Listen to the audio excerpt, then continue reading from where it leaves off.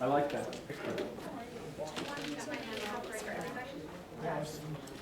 I have some. Oh, okay, gotcha. Trying to make sure that each Gotcha. person gets And some. pretty much everyone in the office. Well, thank you. Very original.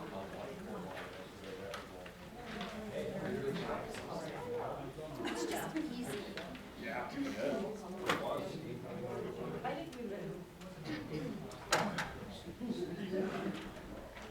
Hi. Nobody's got this stuff. Okay. We don't decide or anything. Is she not feeling it? Hey, how you doing? I gave you. No. I bet. You put it pretty much. These are beers and these are soda. What number if I call? What do you use standard counter?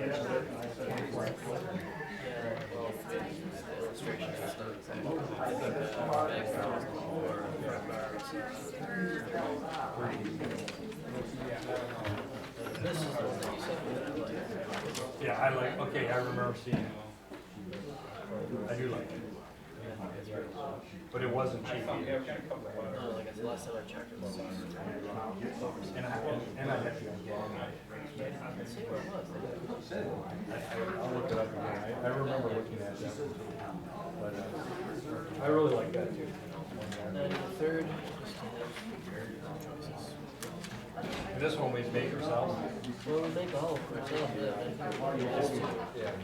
Some pictures in the template. We might need a decent carpenter here and there. Yeah, I think we would hire one. Like I got my cousin, I don't know if he's recovered from cancer. He's and you have something, right? But I like my cousin because this is what he does. He does finished cancer for haunted houses, custom cancer. Right. How much he's worth? Cancer. Yeah, he's back. And he's a independent contractor.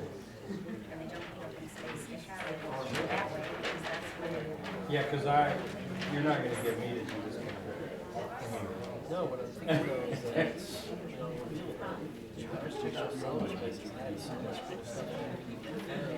Pieces. Find the crown. It's all about putting it on. But we would, I mean, we should start working on these pieces. Man, we need to put the guts up quickly, right?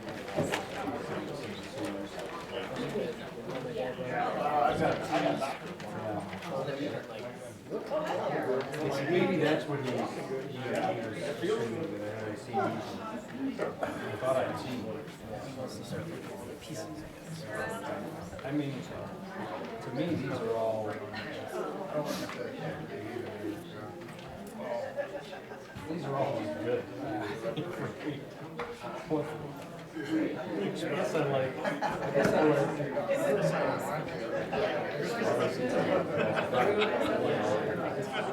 do like the glass tread. But this would be a cooler Yeah, and I think, you know, the bottom part is kind of because those are just standard cabinet depth things. You just shove in a cooler. You just gotta get the power. these are probably the glass doors or something. I like the steering wheel. I like that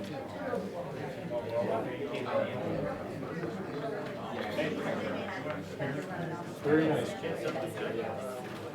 But what I think it might be better than actually. I think you see.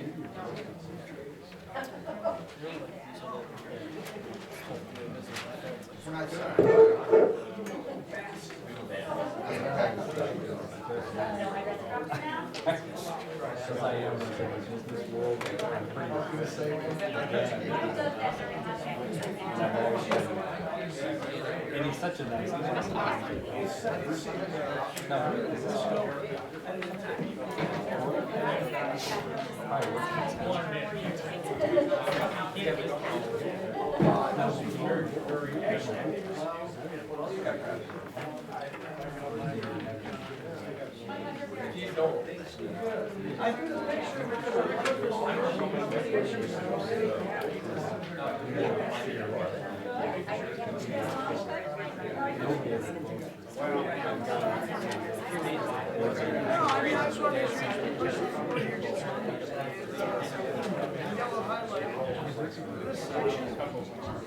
Yellow highlights, it's, support things. I mean, we had fairly good look at it. We had a work party and their playoff game. It's a tough game to try to get engineers.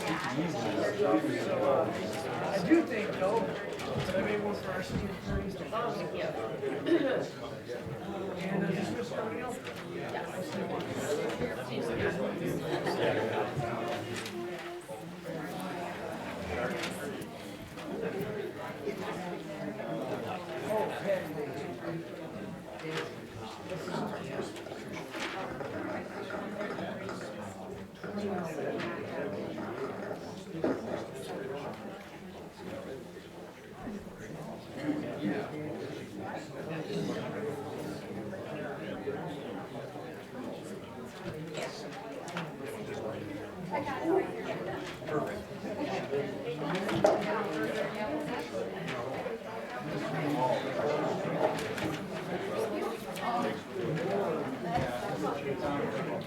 Thank you very much.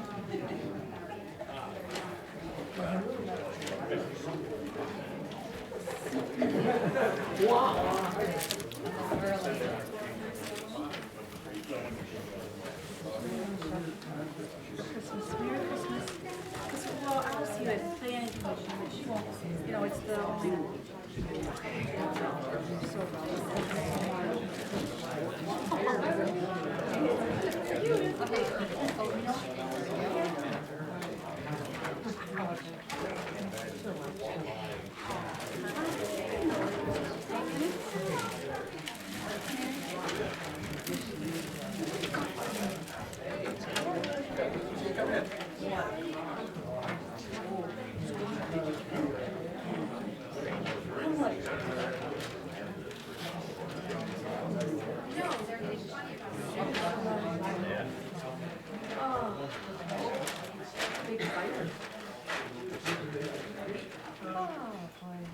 What's going on with the fire? Oh, it's right by my house, by Cobblestone. Oh, no, it was a medical, A medical? yeah. Wow, you can, Elderly guy fell down or something like that. really?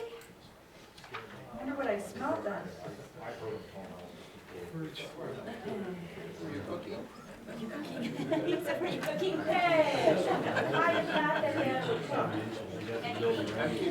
I know, I know. Oh, it's medical? I smell like. It's got like kind of a herringbone glass or window. It's just too small, it would be more for a whole.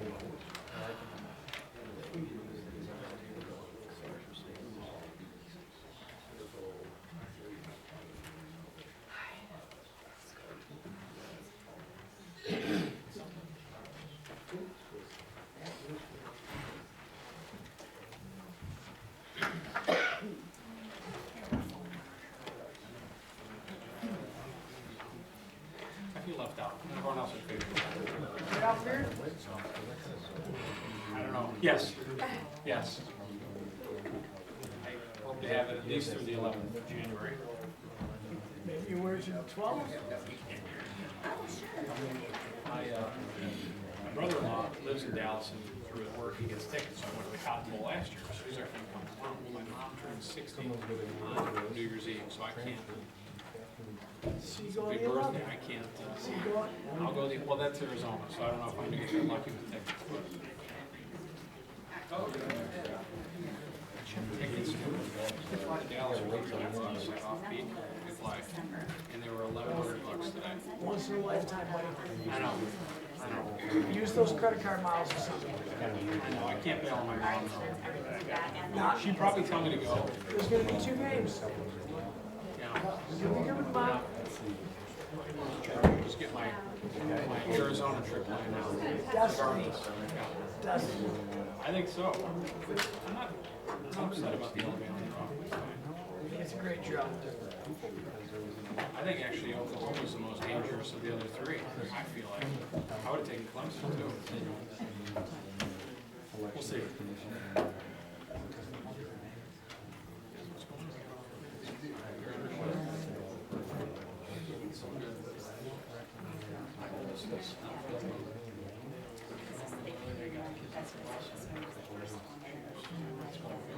So Christine and otherwise, December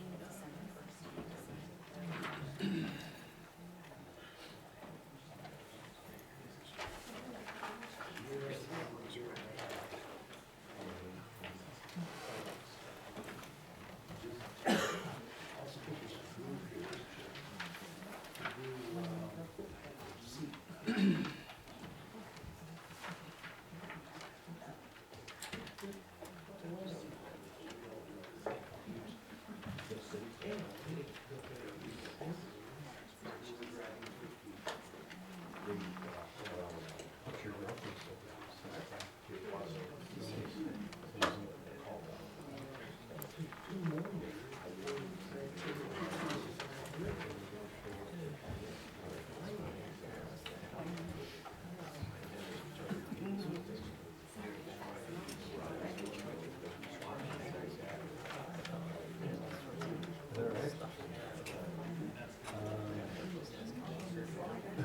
Might like to.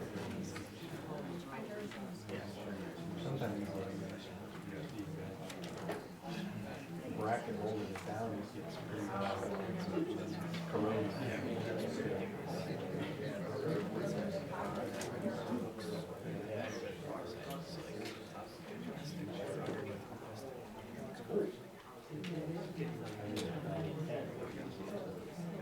People, our customers, service our product. And really, there's a couple things that are a little different, like compared to ours is pretty good. I'm not outside. It's like cold, you know, we have a lot of electronics, but Well, good evening. We'll call the meeting to order and take this opportunity to pledge to our flag. I pledge allegiance to the flag of the United States of America and to the republic for which it stands, one nation, under God, indivisible, with liberty and justice for all.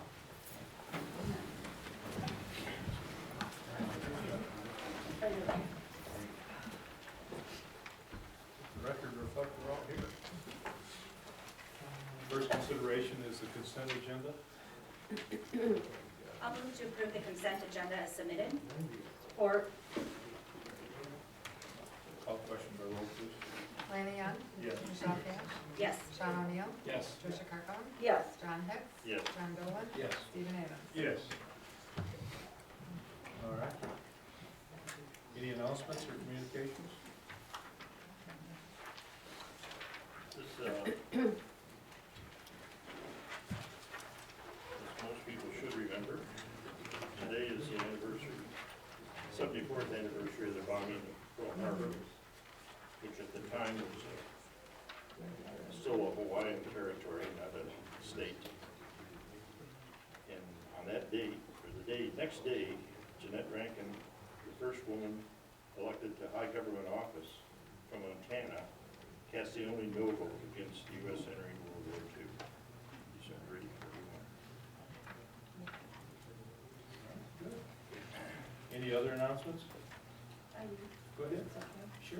Just wanted to let everybody know that tax bills went out, so if you didn't receive yours, if you are a mortgage company, or if you have a mortgage company, you should have gotten an informational copy, so just check that out. And then if you are on our sewer billing, we also sent out your sewer billing about a week ago, and we provided a form in there for a direct debit if you're interested. It's totally voluntary.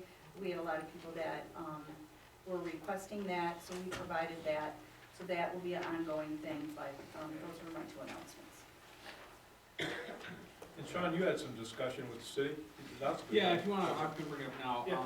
Just in some dialogue with one of the city council folks, we were kinda talking about how, obviously, while we are two different communities, we kind of function as one in many ways, and we were discussing it might be a good idea for us to meet annually, just to get together to talk about opportunities to work together on things, parks, pathways, roads, things that, you know, we're both kind of working to improve in common. So it's something that maybe we could do this winter.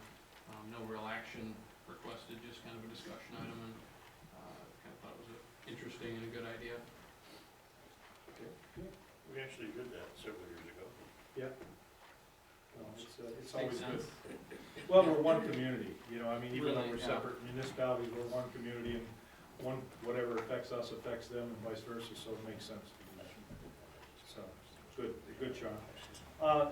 You know, I'll just bring up in the form of announcement too, we had meetings this week in Novi with our state legislature, a couple of our county commissioners to talk about the 10-mile Napier Road project, because there's a lot of misunderstanding about where we are on that project. So we came up with a lot of things that we need to do to try to help inform the public is where the process is as far as that project is concerned. That project, we've been working on it, I've been working on it since 2011.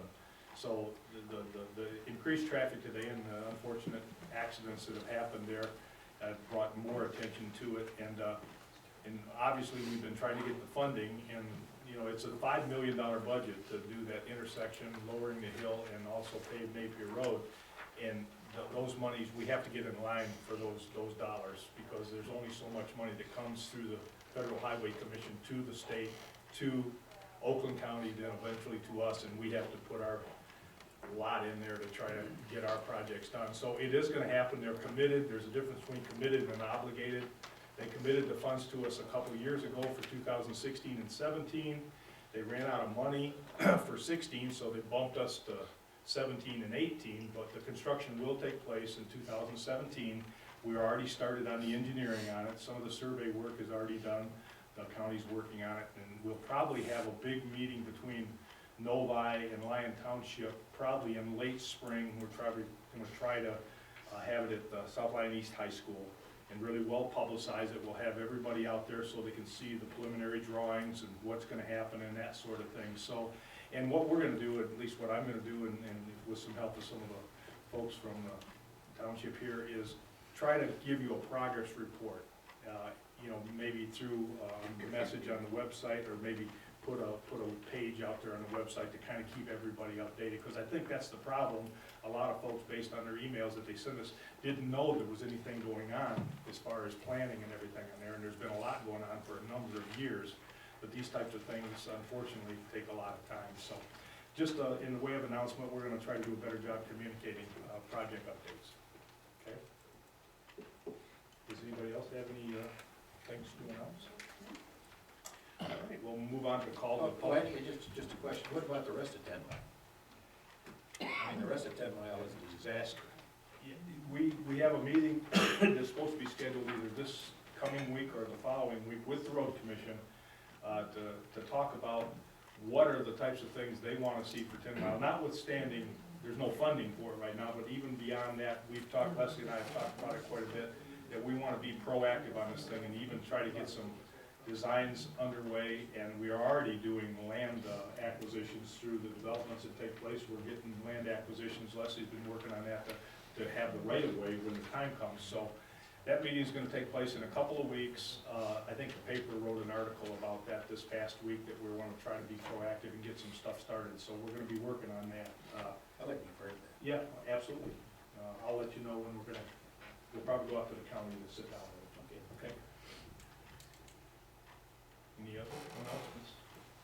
Well, now's the time for call to the public. This is the time we set aside for anybody to come up to the mic and state your name and address to the record, and we'll hear you out. And we typically don't take action unless it's something of an emergency nature, but we'll listen and go from there. Hi, my name is Carol Bidwell. I live at 25100 Belladonna Drive. Some of you may know that there's been an ongoing flooding issue. And I'd like to read this because I'm unaccustomed to speaking in public. That's fine. A physical inspection of my property will reveal that significant portions of water from Carriage Club subdivision Phase 3 are flowing well outside any granted easement areas and are flooding my property in addition to those of my neighbors. Standing water where none has historically been has impeded ingress and egress to homes, creating safety hazards, and is killing trees and other plant life and drastically altering the topography and the utility of my property. This flooding did not exist prior to the construction of Carriage Club Phase 3. We have consulted a certified arborist who stated that the large size of trees and the fullness of their crowns indicate that they have been growing in healthy conditions in the past. The water submersion appears to be relatively recent. These trees could not have grown that well or at all if they had been submerged from a young age. I'm going to read from the Township Ordinance and Engineering Design Standards, Chapter 15, Article 5. The management of increased stormwater which results from the development of vacant land will be considered as a critical component of all development plans which are submitted to the Lyon Township for approval. Section 25-1, development plans. Designs must show that the development will not cause any impact to downstream properties, which is me. As a result of a meeting with Carriage Club, Homeowners Association, and Township officials on August 12th, 2014, 15 year, Leslie Zawada, Township Engineer, sent an email to Carriage Club Homeowners Association. In that email, she listed 3 items to be completed due to off-site drainage issues and stated that a plan of action should be ready to be discussed at the September 2nd, 2014 Township Board meeting. Number 1 item was time frame and cost to clean out sediment in basin and add clean stone per the approved plans. Item 2 was time frame to study and design the stormwater outlet and draft necessary easements, etc., to the regulated wetland. A licensed engineer is needed for this task, and it will have to be reviewed. Item number 3, time frame to implement the engineer's recommendations. I was unable to attend that meeting on August 3rd of 14, so I can't speak to what was presented by Carriage Club Homeowners Association. According to the synopsis of the meeting, as printed in the South Lyon Herald, the standpipe does appear to be working, but Ms. Zawada had other concerns. It also stated that the township would only be able to assist in an advisory capacity. Since the township approved the storm management plans as presented by the developer, I submit that the township has a responsibility to address this problem. I thereby request that the board direct the township engineer to review the original plan to ascertain that it was implemented correctly, and also to propose a solution to prevent further flooding from my property. As a side note, I've lived there for over 40 years. Thank you. Thank you. Just a point of information, we've been working on this for about 1.5 years, and it's a multifarious issue, and so we're gonna continue to work on it till we come to some type of resolution. It seems simple, but it's very complicated. Come on up, Ms. Paul. Ann Poland, I live at 25,000 Belladonna Drive, and I'm directly affected by this flooding issue. But I'm not gonna go there. I just wanna tell you something that maybe a little extra information that you're not aware of. The water that's coming down across our properties from Carriage Club goes to a wetland that's on what was the Elko property. It's now Crystal Ridge Crystal Creek. South, next to the pet cemetery at Milford and 11 Mile Road. And that wetland's been there for some years. Right now, it's 3 times bigger than it was a year and a half ago.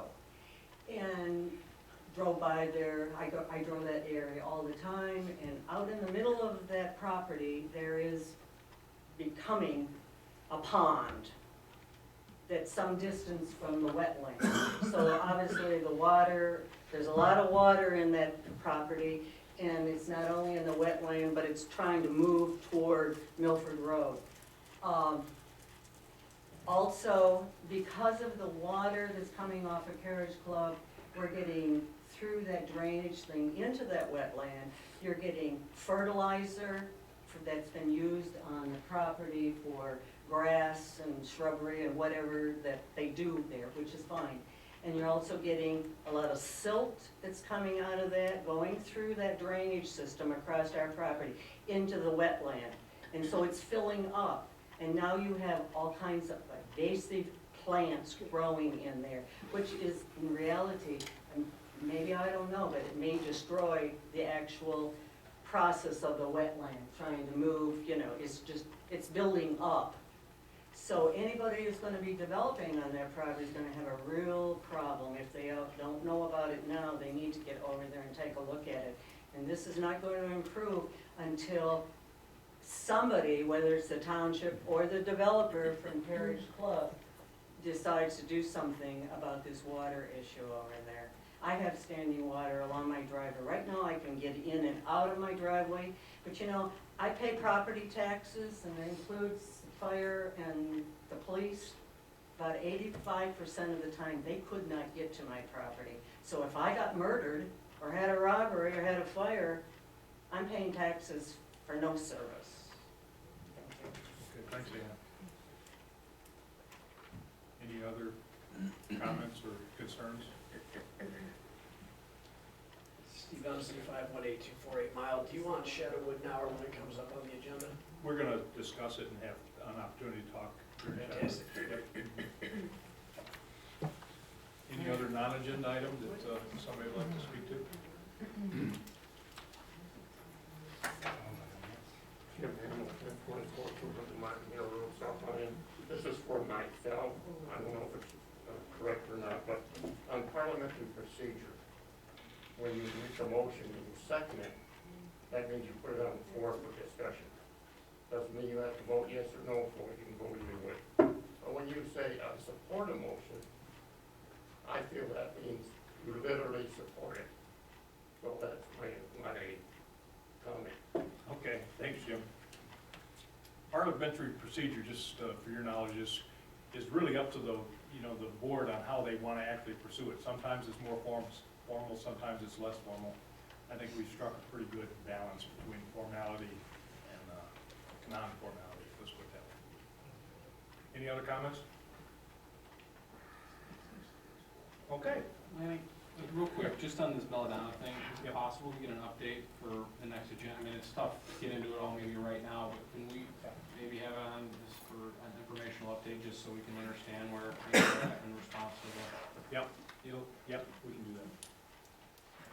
Thanks.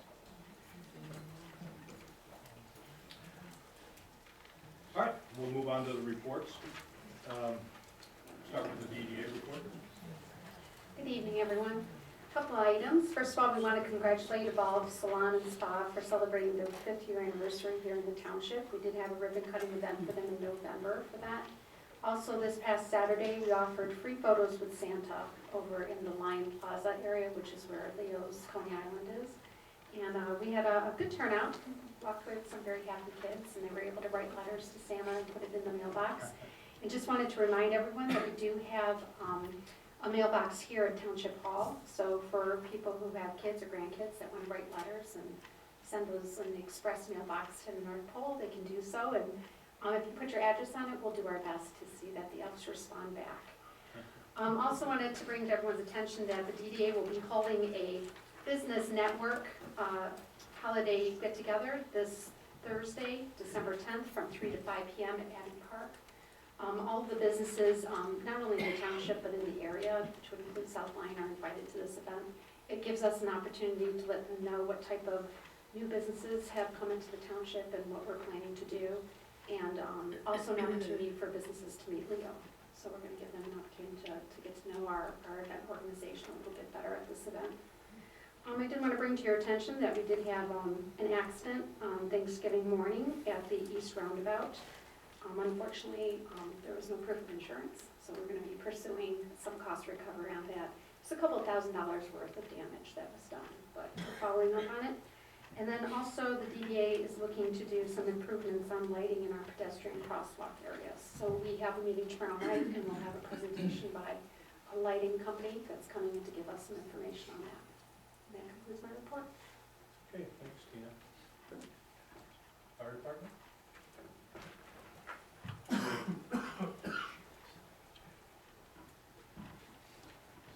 Everyone? Last Thursday, we had the state inspectors out to approve our Rescue 1 to go out on the road. They approved it at 10:40, and at 10:41, we had our first call. So that is in service and running well. Also, we're looking at medical billing options and software, which along with the rules and regs, we're meeting with the attorneys on tomorrow and trying to, I'm not sure if it'll be ready for January's meeting, but we are, that dialogue continues. And the new turnout gear has been ordered that we received from FEMA as part of the grant, and we're expecting that in mid to late January. That's it. Okay, thank you. Sheriff report?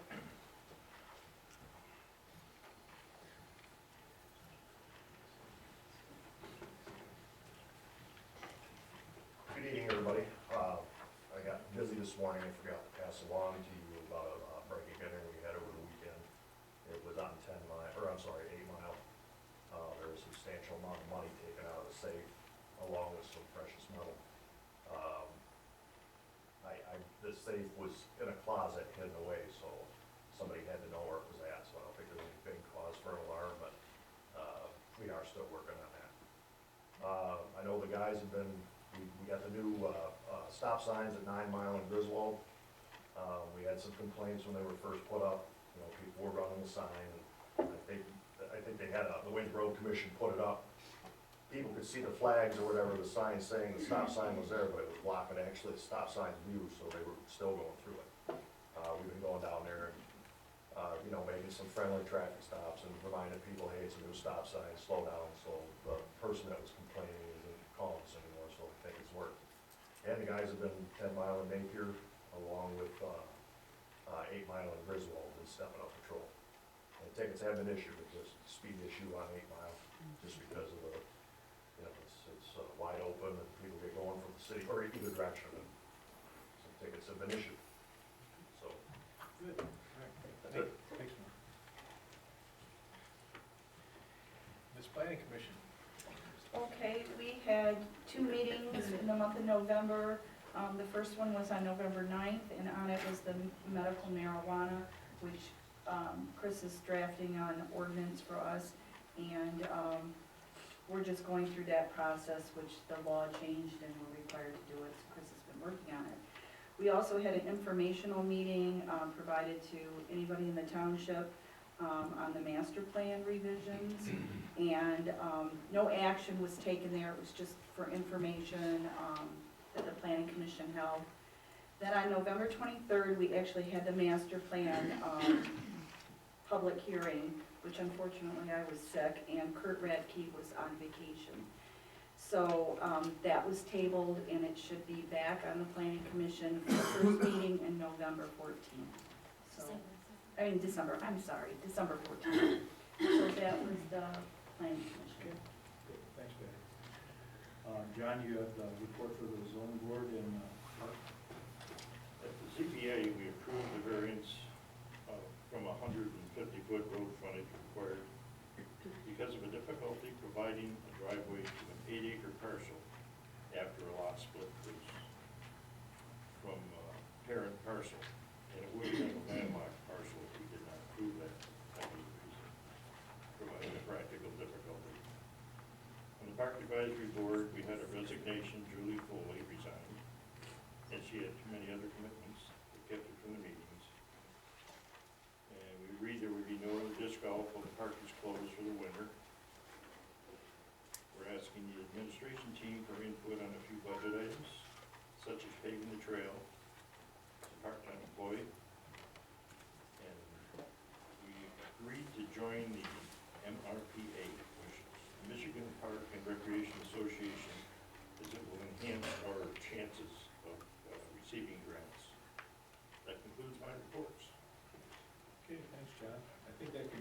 all the reports, doesn't it?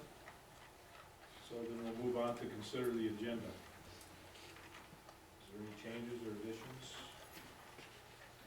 There are none, a motion would be in order to approve this agenda. So moved. Second? I'll second. Motion second, all those in favor say aye. Aye. Opposed? Okay.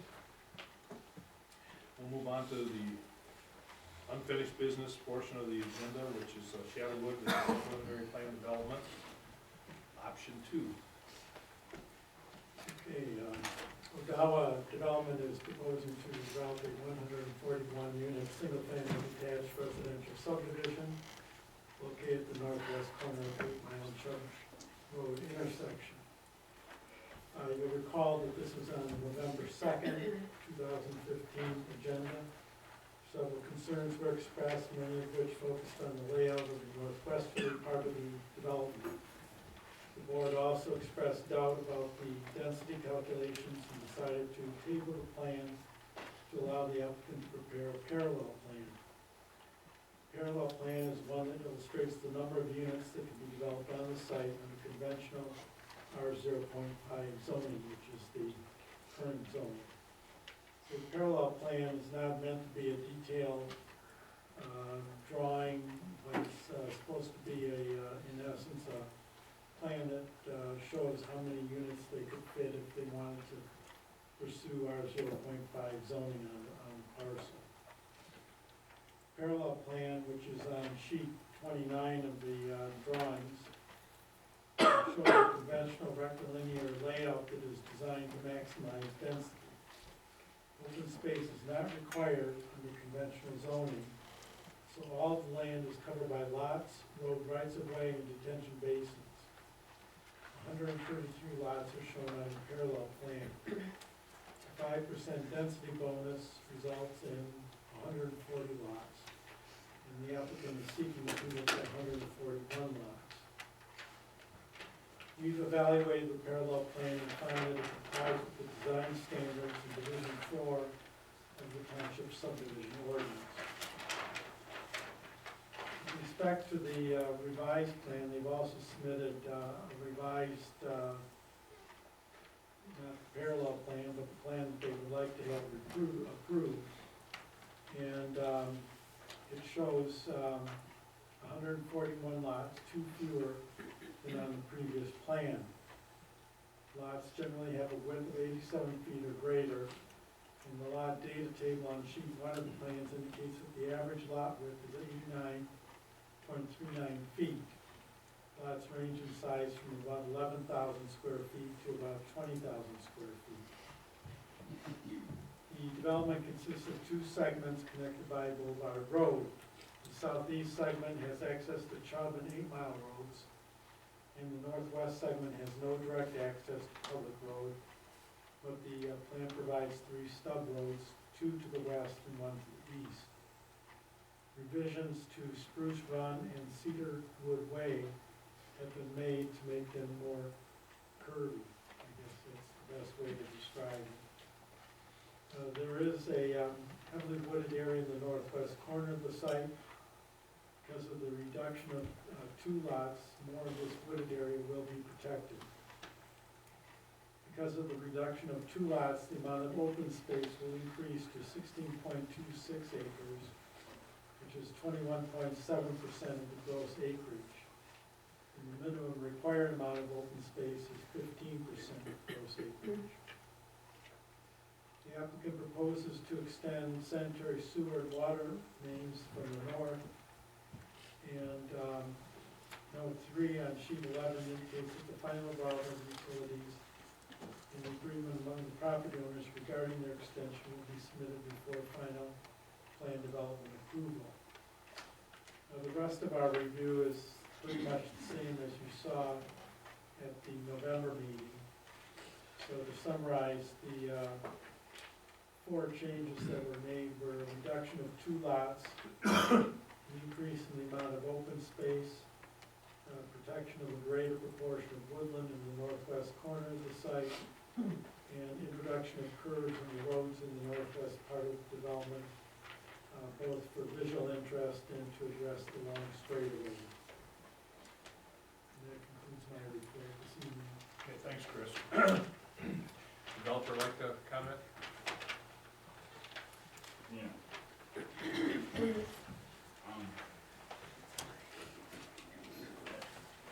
Can I answer the stuff about Belladonna first, or? Well, Want me to? it's not really on the agenda. What we'll do, Jack, is, we're gonna make that as an agenda item next meeting, and in the meantime, we're gonna kind of summarize everything so that we can go through it. You know, the main thing about the drain worked really well for 10 years until one of the neighbors put asphalt over the culvert. And then it didn't work, it backed up and hurt her, and I felt sorry for her, but we went over there and fixed it, ourselves. Yeah, I know you did. And then just recently, the same neighbor filled one of our catch basins 10 feet high with asphalt. And it's already cost us $1,000, and we probably have another $1,000 to clean it out. We got about half of it out, and it's draining now, but it's so, the water's going through so fast, it's too dangerous to get in there. So we still got another 1,000 probably. And we're doing that, you know, I mean, so. If somebody fills their catch basins and culverts with asphalt, it's really not our fault. We're gonna bring the board up to date on all the things that's transpired, if that's okay with you for next meeting, okay? Hey, Manny, I got a question. You know how we have these reports, all the reports, is there any way we could add an administrative report so that we can actually understand some of this stuff as trustees? I mean, sometimes we get broadsided by people coming in and we're not keeping up on some of these things that maybe we need to be. That's a good idea. I'm just thinking of, you know. Things that have transpired the previous month, just bring you, Just to bring us up to it, just like, you know, the two ladies here. And maybe there's a problem, but, yeah, and it's been going on for probably 2 years. so I'd like to know that stuff. Okay. I have a question for Chris before we go on this, just so I can understand something, if that's all right? Yep. Is that appropriate? Okay. So the density we're using now, we talk about a reduction of 2 lots, Chris, but really, the density that the parallel plan shows is 133 lots, right? That's The right. last month, they were saying they were entitled to 143 lots. Is that accurate? Right, They were they, proposing 141, but they were saying their calculations said that their parallel plan would bear out to 143. right. The parallel plan shows 133, and then they applied a 5% density bonus, Okay, so the and that brought it to, so we're at 141, them saying they were leaving 2 lots on the table effectively last month, but now we're here saying 133 is the number, apparently, and they're saying they want 8 units in bonus, which is more than the 5%. right. Okay. All right, I'll hold off on anything else until after work. I have a question on the parallel plan. Do they have to take into account school bus stops and mailbox clusters and whatnot? No, that's not the intent of the parallel plan. Okay, go ahead, Jack. Oh, okay, this is the plan that we had last month, and with 143 lots, which I don't think you guys liked. The northern section was pretty straight up and down. It had a little bit of a jog into it, but didn't really have much. But in the meantime, we kind of have, we were able to make the, now this is a parallel plan, our second parallel plan. We ended up, we did 2, the first one Chris didn't like because it, there were some restrictions on the street layout. There was something, you know, in the past, actually 20 years ago, we used to do parallel plans, but we haven't had to do them since. And you could just do anything with the lots. You didn't have to follow a lot of rules with the parallel plan. Anyway, so we had basically, with this one it's 140, and the other one we had 141. But we didn't have any time to change anything, and so we were just hoping to get approved for 141. And that's what, but it was mainly the east, the road east-west that we had to jog that around. And so that's, you know, the thing, that if you did the parallel plan, then all the lots would be right up against, Martha Lane, and there wouldn't be a buffer against there, there would be no, it wouldn't be a very attractive plan, there would be no,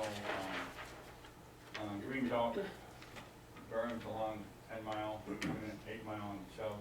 We wouldn't, if we did that, we wouldn't have to pay Shove either, you know, that's, Jack, that is pretty evident. Yeah. thank you. Good job. Double. You wouldn't know that.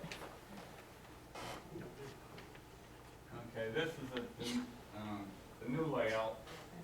The northern section, which was the biggest concern, we were able to put a couple of jogs in it, and it's actually a 22-foot jog from the you know, road moves over, which will make it almost where you won't be able to see down there, and the cars will really have to turn. It's a double jog.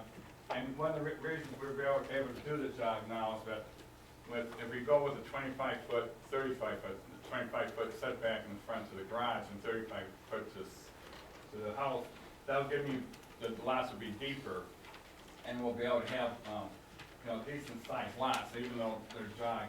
You know, before the worry was, I had to worry about, with a 35-foot setback, that I couldn't get, it would be mixed, lots would end up with two smaller backyards. And we're trying to keep it as large back there as we can, because it just, the people want, they want the land in the back. They want to be able to do a deck, they want to be able to do a swimming pool. I mean, unfortunately, you know, that happens quite often, not a lot, but sometimes where people go to try to put a pool in, they can't fit it, you know. Because of the 20-foot easement, 35-foot setback really isn't enough. You need about 45 foot to have a decent house with a decent deck, swimming pool. So, this plan is a lot better. You can't really see it real well, but on the north there,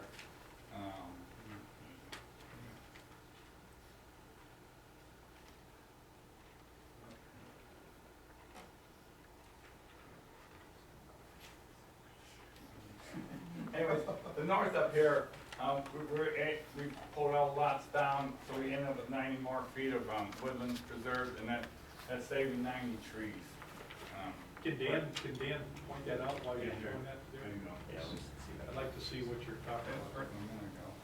If not, maybe you could go up, maybe just go up this way. The area, what we did is we reduced the number of lots in the north, along this bank. It actually reduces it in all four banks. And what it did is the old plan, the north property line of these lots here were right up against the pond. So what we did is we shifted all the lots farther south, so it preserved quite a few more trees in here as well as down in this area. And further on down in the slides, it ends up, when we counted the number of trees, it was about 90 trees that we saved in that area. Jack's got some pictures here.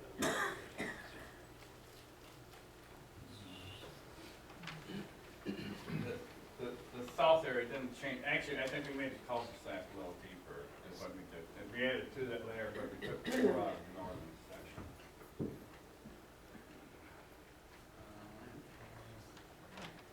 These are two different layouts. We're saving more trees, more open space, and with fewer lots.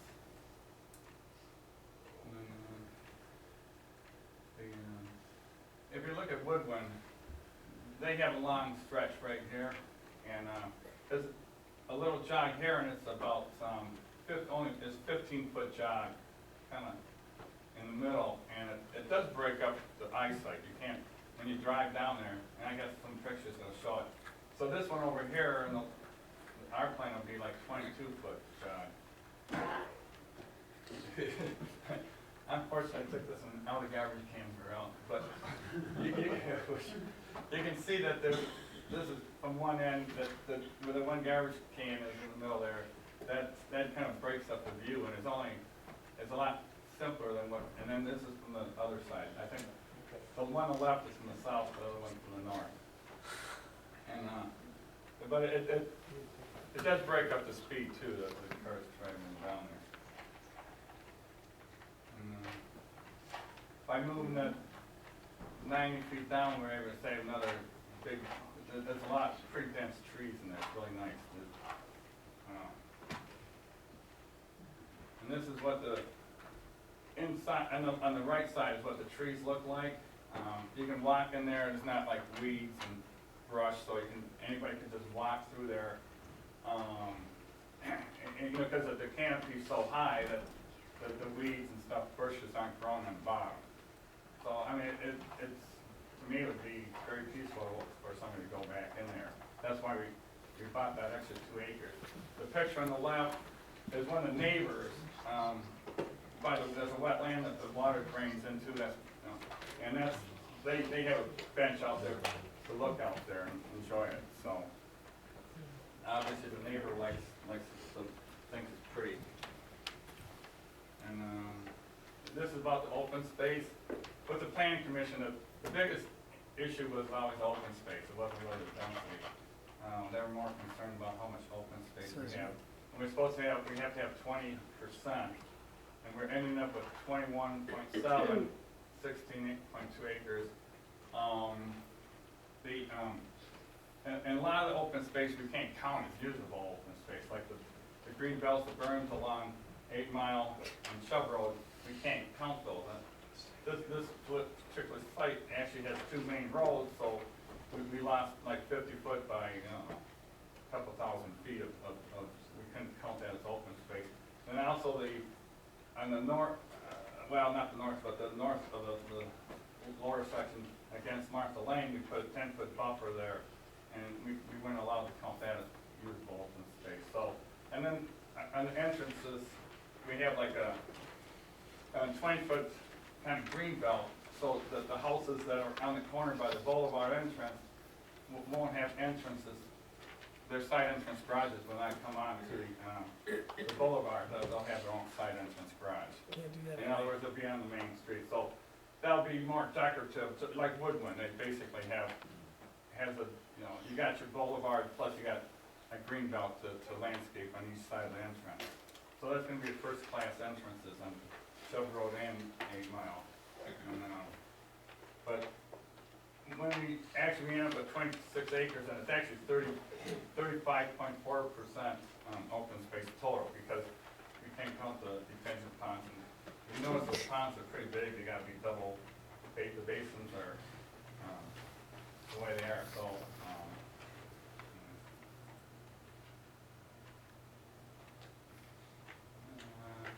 I guess the biggest issue is the setbacks. The planning commission was in favor of the 25, 35 foot front setback, and hopefully you guys are. This is like a pavilion proposed kind of by the 8 Mile entrance, and so that the people they can get 3 picnic tables in there, but have some shade, and if the park there is actually big enough to play baseball or football or soccer. And then What's the hill? on this other park there, right there, we're gonna have swings and a swing and a play skate area. So, and the planning commission thought that was a really good location for it. I guess that's it. Well, these are just more of the plans, but, you guys have any questions on that? From a procedural standpoint, why don't we ask any questions of the developer, Mr. Healy or Dan, right now, and then what we'll do, I know there's some residents that may want to comment on this, so if you folks ask your questions, we'll have the residents comment and come back and deliberate on the board. Does that make sense? Okay?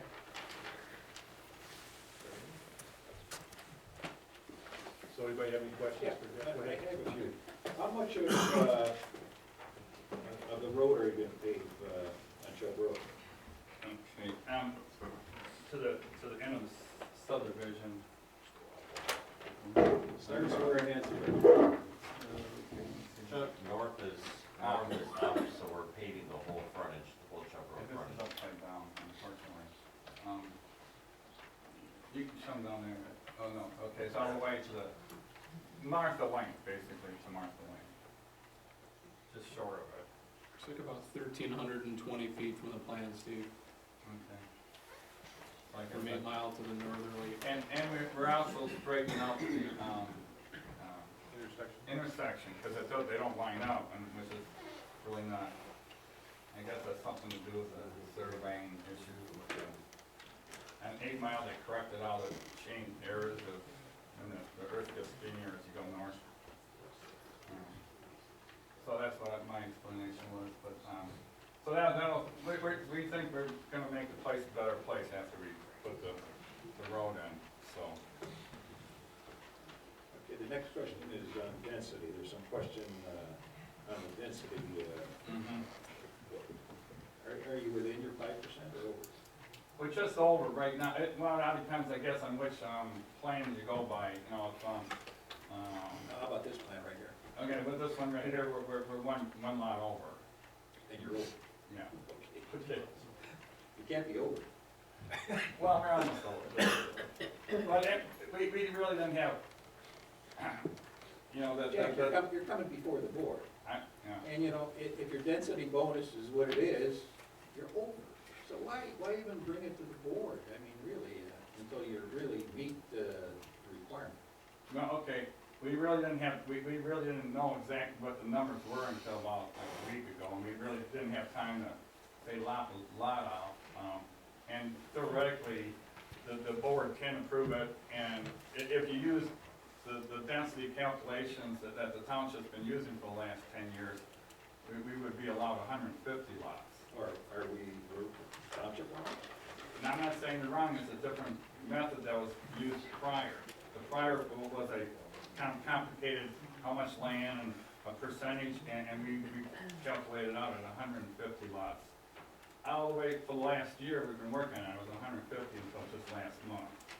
So that was the density, we only had 143, but the density was actually, we weren't even close, there was never even a discussion of it. So, yeah, the rules have been changed, I mean, and we're trying to meet them, we brought it down, we thought we were at 141, and that's what we, you know, made the plans, and then just a week ago, we found out that with this new plan, we lost a lot. So that was kind of a surprise to us, and really didn't have time to change anything or get anybody's opinion on it. If you use the old calculation, which everybody else has used, we would have had a density of 150, we couldn't ever get 150 lots because we couldn't get enough open space. Unless we would have butchered the lots and make them too small. Now I'm really confused. Well, no, we had, all the way through, you know, we got all kinds of review letters that said 150. Okay, but based on this, you went over right now, right? Okay. Yeah, if you use that. As the criteria. Right. Just as far as the architecture of the homes, what kind of homes are you gonna put in there, or is this too? No, they'd be very similar to Lyon Ridge or Woodland Village. They'd be almost all brick. You know, the front would be mostly all front brick. There'd be side entrance garages, a lot of stone. Everybody likes a lot of stone now. A lot of arches, curved arches in the porches. Pretty much colonials in there? Mostly colonials. The people buying the homes, for the most part, are young families. And we do a few ranches, but it's probably about one ranch to 20 houses colonial.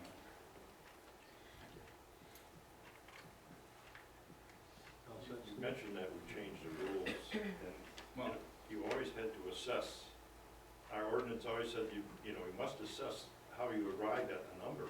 okay. And how do you do that? Look up the sky and grab a number? I mean, there's a formula for that. And in my mind, the only way you could properly assess it is how many homes can you get in there? That's always been the underlying rule, but we did not, unfortunately, that got deleted somehow that we wanted the parallel plan, but it's reinstated. Oh, okay, and we did the parallel plan, you know, and then we did another one. So we're not trying to avoid anything. One of the things when we're looking at a development is like a recognizable community benefit. I mean, you have a pavilion and you have a field for the residents to use. I mean, I can't go hang out there, I don't live there. You know, any development that has open space for the owners to use, but I look at recognizable public benefit to be, beyond what you're delivering to the homeowners who would then, pay for that. That's wrapped up in what they pay for. Obviously Chubb Road, if you have a PV, has to be paved, and the realigning, I think, is obviously something that we'd all prefer. And it would be something that's probably somewhere down the line on the Oakland County Road Commission's list of things to do, with 1,000 other things ahead of it that they don't have money for. But what beyond that? Because again, the paving is a requirement. Before any bonuses, and, relocating it, I don't know that that necessarily impacts the number of homes you can build, but what, again, I guess, what would you say your recognizable or your public benefit would be? Well, I would tend to think paving the road is a pretty big benefit. It's over $750,000 to pave that road and realign the Chubb Road. You guys are paying $4 million for an acre, and that's a mile, so you can do the math, and theoretically it should be $1 million. I mean, if for a quarter mile. And that's a benefit to everybody in the township, not just the homeowners. Now, in the subdivision, we're saving a lot of woodland trees, which are I think would be really nice. A lot of people would like that, maybe not everybody, but there's certainly a lot of people that would think that'd be a huge attraction. The sub's gonna have, I think we got 43 extra trees in the berm, more than we needed, and that we put on there on the landscape plan. We got landscaping around the areas, the parks, and, the pavilion and the place for skate park. That is a benefit. Now, maybe not just a neighbor driving by. No, I'm not sure. You mean a benefit to people that don't live there? The general public, yeah. General public? Okay, the other big benefit is that we're in a group of other builders that have agreed to help pay for the sewer and water to come down. And like when the water comes down, it'll be joint between Tanglewood and Crookway and Lyon Ridge. And that when that loops, the pressure problems will go away. Well, that's what I've been told by the engineers, that by looping that line, when we bring it down, it'll help everybody in Tanglewood, it'll help everybody in Crookway and Lyon Ridge, and actually Copperwood too. So that would be and then when we bring the water down Chubb Road, the water in Lyon Ridge is actually very good water. I mean, it is surprisingly good for being well water, because you guys take the iron out, and the people, if they know what they're talking about, anything about it, they would prefer that than having their own well. And then also when the sewer comes by, anybody with the septic system goes by bad, they can hook up to the sanitary system, which a lot of people should be encouraged, because the more homes on the sanitary system, the better for everything, public health wise. I'm sure a lot of these septics are real old, and the ground was never real sandy to begin with. So they'll be going down Acre, there'll be sewer and water too, so as a group, I think that'd be a huge benefit to people. Well, and I said, and I'm not being rude, I said this to the first project that already went through, and I've said it to previous projects, that I guess from the utility standpoint, I don't consider in any way, or I should say, I would give very little credit for sewer, only because we all know that the 1 acre density rule for septic systems from Oakland County would be in play if you weren't connected to sewer. So obviously, in order to develop at a higher density than 1 acre, you must have sanitary. So must any other developer, so it's not specific to you. But as I try to quantify the benefit to the community for the approval of the plan and the additional density, this is something that I think that we always have to ask. What does each lot mean to you? I mean, I don't know if I asked any builder developer that I could get an exact answer, and I understand why. But if I said to you, for each of those lots, how much money would you make? What would your profit be? Maybe, I don't know that that's the question that anyone would stand there and want to ask, but it's a question that I, in my mind, have to ask, because if we're giving you something, you're gonna put the roads in, you're gonna pave the road to have a PD anyway, and let's say you just built to the 133. Every one of those additional lots, the 8 lots, have some value to you, but everything else you're gonna spend money, you're gonna spend the same underlying cost will it will basically be the same. So what do those 8 lots mean to you? Or to any developer who's gonna ask us for 8 lots or 5 lots or 20 lots? And that's what I'm, in my mind, trying to wrap around what you're getting. Because it's not a giveaway, and you know, I don't know what, I need an answer, I guess, to the math problem. If you're gonna make $50,000, then I don't know that it's fair for you to profit 40 and us to have $10,000 per lot of community benefit. And that's what I'm weighing in my mind. I mean, just being honest. Okay, you know, maybe a finished lot in there would probably be worth like 85 to 90,000.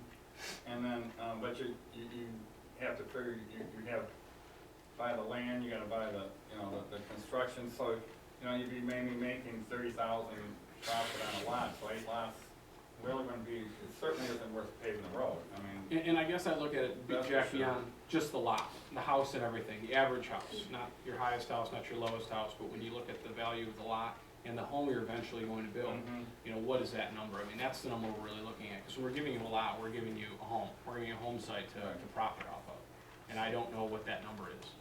Well, okay, first of all, You know, on a $400,000 house or a $500,000 house, which is, these are 400 plus thousand, I think you're saying 450,000. I don't know what that. and home builders and developers, they look at it, you gotta separate it at the lot. Because the one project is developing the lot, the second project is building a home. There's a lot of work to build a home. There's 101,000 items in each house.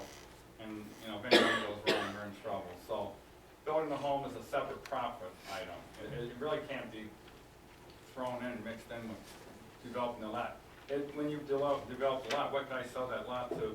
Hunter Pesher or Pulte or Solvay? It's what, you know, what would Mike Whitman back there pay for a lot? He's not gonna pay 150, you know, but he might pay 80, 90, you know. So that's the break point. It's a totally different business. It's like to say what you made on the house. And I can appreciate that, but if I go to Ford and I buy a car, I expect there to be an engine. So I mean, I'm paying for the whole complete car, and that's what they're charging me for. And so when I'm looking, and I don't know that analogy is a good one, but I guess what I'm saying is, for your math and for your business, I understand how you separate it. But from where I sit, I'm looking at the value of the whole package. Because when we give you 8 lots, we're not just giving you 8 lots that are gonna be preserved. They're gonna be built on, and somebody's gonna make a bunch of money. They're gonna make more money off the house probably than you would make off a lot. I mean, I would assume that's the case because everybody who develops also wants to build. There's no middleman anymore that I've seen in recent years. Whoever comes in here is generally a partner or the eventual builder of the home as well. And that middle guy who just develops land and sells it off is sort of squeezed out. So, you know, that's a number that I feel like I have to know. And not your number, I'm not picking on you, I'm just telling you when I sit here and I think about recognizable public benefit, I'm thinking about what each of those lots plus the house is gonna profit, you know, the owner or owners, and you know, what portion of that should come back to the residents of this community in the way of public benefit. And I'm telling you, that's how I'm looking at it. Okay, I mean, you know, if somebody figured 20% profit on the package of the house, that would be fairly decent, that would be good. But then that builder is making that profit, and he's gotta pay all kinds of bills, he's got employees, and he's gotta buy the next lot. He can't, you know, if he didn't make any money, how's he gonna buy the next lot when he's done with those lots? I mean, it's, but it's really unfair, any accounting program, you go to the Home Builders Association, and they lop it right off at the lot. The lot's a lot, and the home is a whole different category. It's a lot of work to build up the lot, a house. I think, you know, a lot of us know that. It's a totally different animal. Building the lots gives you the privilege to build a home, but as far as accounting and business-wise, if you don't separate them, you're not a good business person, that's for sure. Does anybody else have any comments? You know, I'll just be honest. The northern part of that just drives me nuts. I look at the I look at the development that you made on the south, the area look, nice subdivision, clean, and then when you cross that bridge into that back piece, it looks like you're in a whole different world. Mm-hmm. And I hate to keep saying it, but it just looks like we're cramming them in there just to make sure that we got enough to get the sewer and the water down there. To me, it just doesn't look right. I mean, you did a nice job on the south piece. I think that looks nice, and, you know, even though there's some homes next to each other and it flows, it's got a lot of green. And then you go through a small part of the green and there's nothing but homes. And that, to me, would seem like would be the nicest part, back in the woods, and, but you're going through just a ton of homes back there, and it just feels to me like you're just jamming them in to get the sewer down there. That's what it feels One like. thing with the lots backed up to each other, I mean, actually, you'd be surprised at how many people prefer that. Like I said, most of the people buying these are young families, and they have kids, and the first question when they come to the model, they go, they don't want to know what the taxes are. But the first question is always, are there any kids in the neighborhood? They want to have other kids in the neighborhood. And those lots are actually very popular, the ones that back right up to each other. The kids, Erica right here lives in Woodman Village, backing up to other neighbors. And she loves it. She could live anywhere in the, But she I'm just wanted saying to. the two But together. she doesn't want to move because she loves Lyon Township and she loves having the neighbors behind them. But I'm just saying, do you think them two look like they go together? I mean, I do. I think these would be the premium lots, and I want to see these lots in the north will sell more than the ones in the south section. People, the ones that base, the big field there, the average homeowner doesn't care about that. The little open space, on the west part, that's kind of nice, they have a little bit, but they still have a neighbor. But the one with the big space, that's not a big attraction, that's not, you know, and then the ones obviously against shoving 8 Mile, it's hard to get rid of those. And then the ones backing up to Martha Lane are actually a little bit better, you know. And we've been doing this a while, we know what people are willing to pay for, and I guess that's the value on it, what are they willing to pay? But it's also I how think we that the develop, northern section is our better lots. but it's also how we, as a board of trustees, develop the township so that it's appealing. Right. I mean, if you go through an appealing subdivision into an unappealing one, and maybe there are people that think that's appealing. To me, I just think it takes the character of the first one away. That's just my opinion. Do you have the slide with the, women's list? So, you know, the other, I would like to make a comment about, you know, people do want to move into Lyon Township. I mean, people do want to live here. We know we want it to look good. And you guys have done a good job to develop a nice community, and, now how that happened, I don't know, but the taxes are reasonable, the schools are great, and the subs that have been approved have done well, so, you know, if you look at, this area up here, I don't see much difference. Woodman Village, these lots there all back up to each other, it doesn't look much difference, and people, they love that subdivision.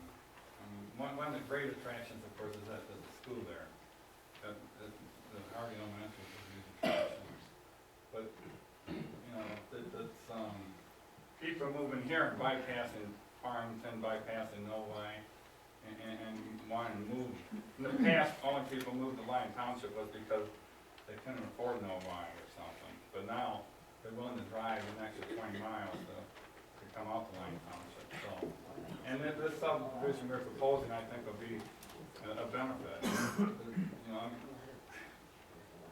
You know, sometimes when you look at something, first of all, there's some hills involved in here, kind of by where the plate, after the halfway, a third way down there, the hill goes downhill. So, when people are staying there, you really won't be able to see that whole length. With the topography, everything drains, that's why you put the detention pond way up the north, it all drains to the north.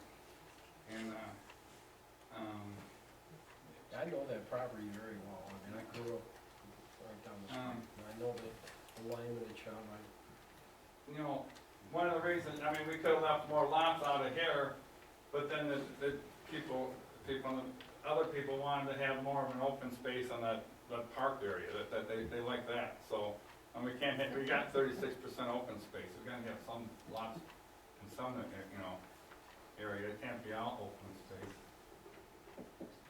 And we're the one, we know we can sell these, I mean, we just know it.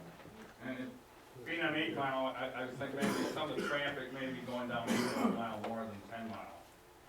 And, a lot of people have mentioned that they think there's more traffic. A lot of that, some of it can just be that people have more money. More people are working, and the gas is cheap, and people are driving. No matter where you are, you go in the Farmington or Commerce, there's no home building going on in Commerce to say, and there's way more traffic. Our roads are a nightmare.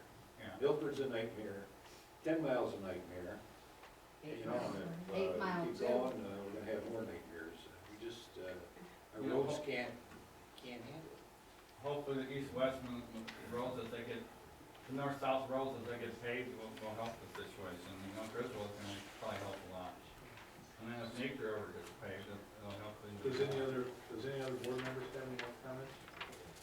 I'd like to comment. Yeah. Number one, I appreciate the fact that you did listen regarding that northern section. That's not my idea of the perfect place, but at least you tried to do something. The other thing is, as far as amenities, one of the ongoing discussions, and you've been here for the other meetings, and was the light. I think you have to participate in that light at Napier and Avon.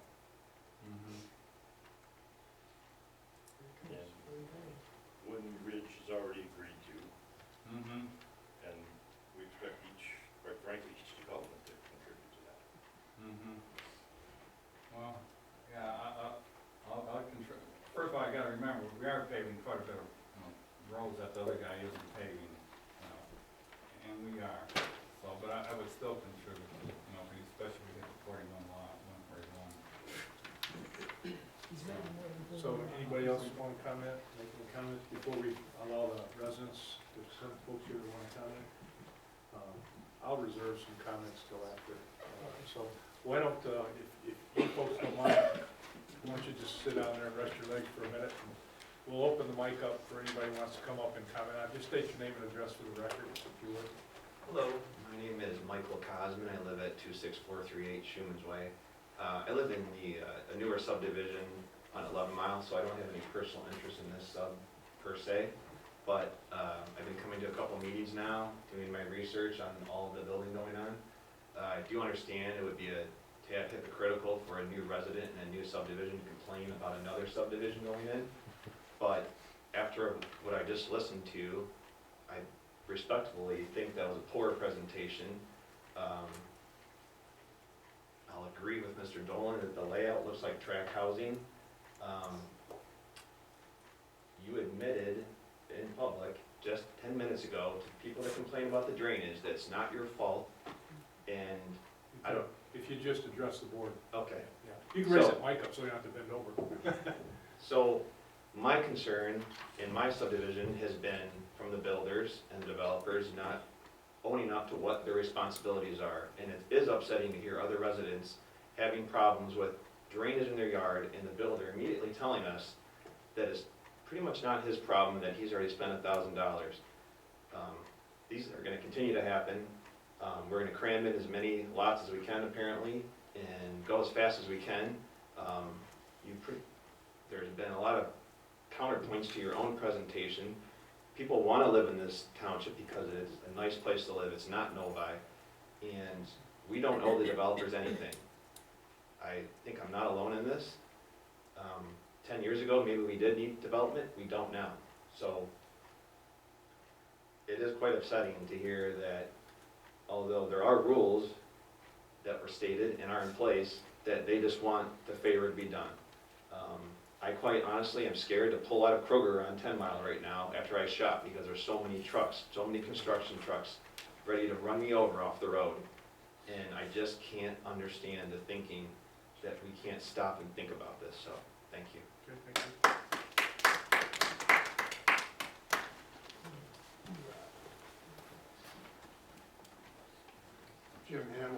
200 Martindale Road, I have a couple of comments. One was, Mr. Haley said that, he thought paving the road was a benefit when it's a requirement.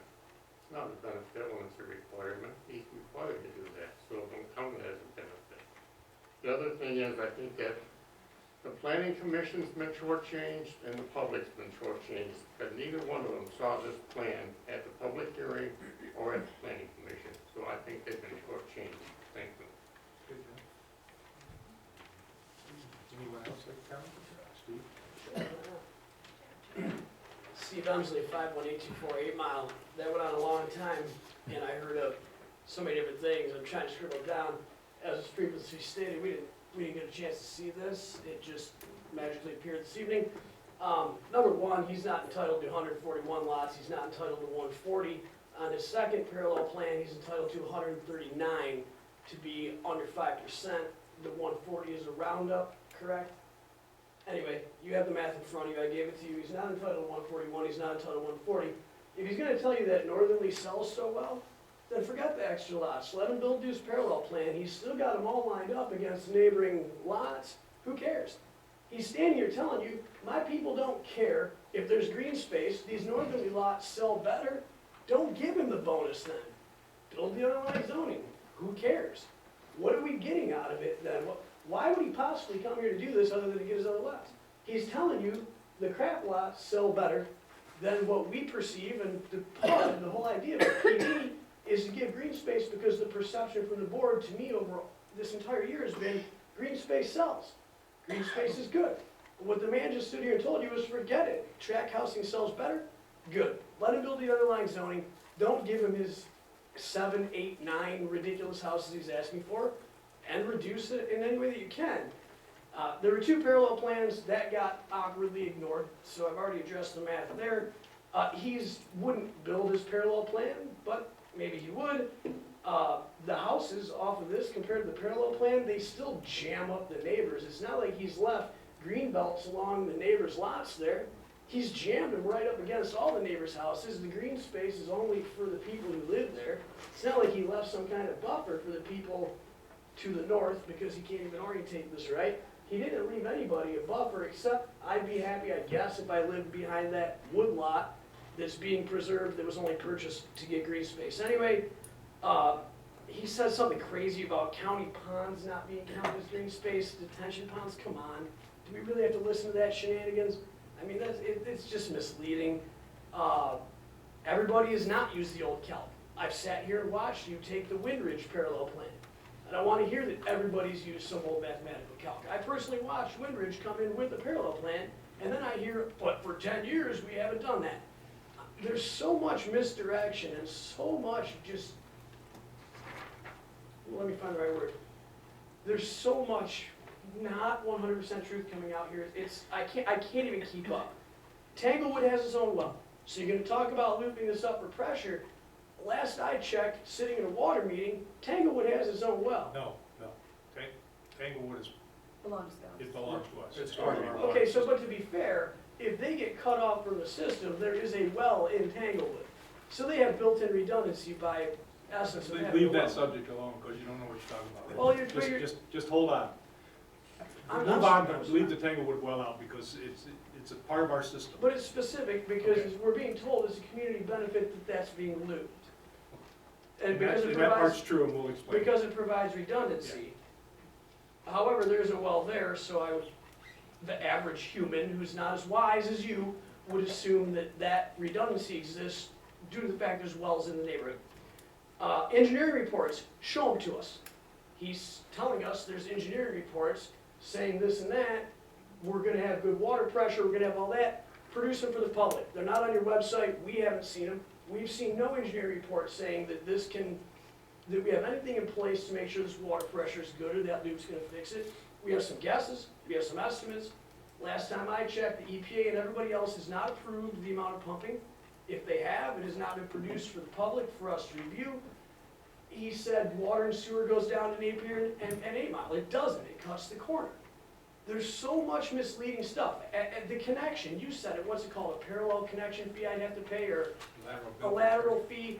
He's making it sound like we can just connect, when in reality it's 35, 45, 50 grand. You can't just connect.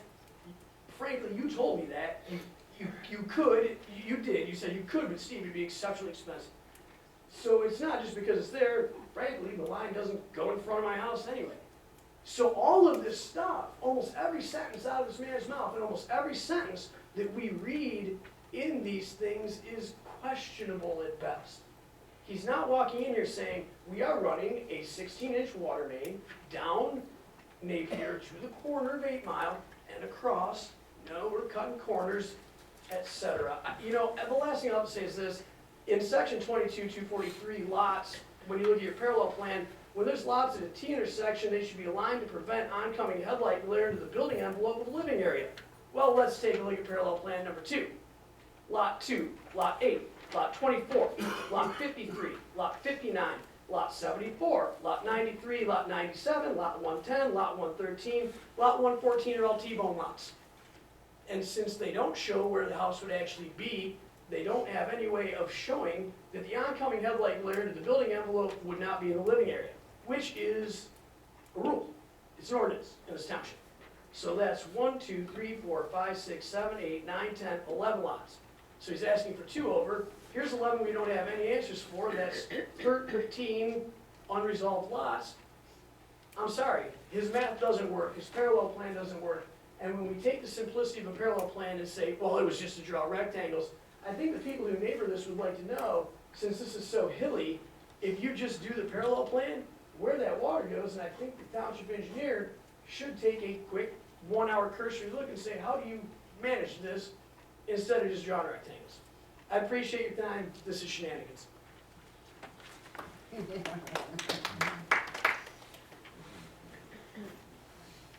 name is Mike Wickham, 2583 Carriage Lane.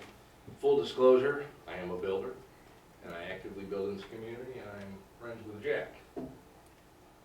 The semantics and all the tweaking you'll do here, I hope happens. I want to come up from a different perspective. When I decided to move my family out of where we were living, I chose Lyon Township because it was going to grow. And it has grown, and it's been fantastic. All of a sudden, it seems like we want to stop. Last one in, I'm in, that's it. You'll work out these details, I'm sure you will. Jack's reasonable. Benefits to the community, you asked about. You know, roads getting paved, intersections being redone, sewer mains being drawn down. It is a benefit to the community. I see more retail than I've ever seen here. I see DDA growing. I know the city of South Lyon and the Lyon Township are different. The downtown city of South Lyon is going to start growing from these people moving here. In a nutshell, work out the details. Let's not shoot the idea down of continuing to develop the township. We don't want to overdevelop it. We don't need it turning into what Livonia turned into. But certainly, we can go a lot further than we have so far. And the 10-mile corridor, it's got its issues. At least this spreads out and gets out of that corridor. That's all I have to say. Any other person want to make a comment? Yeah, come on up.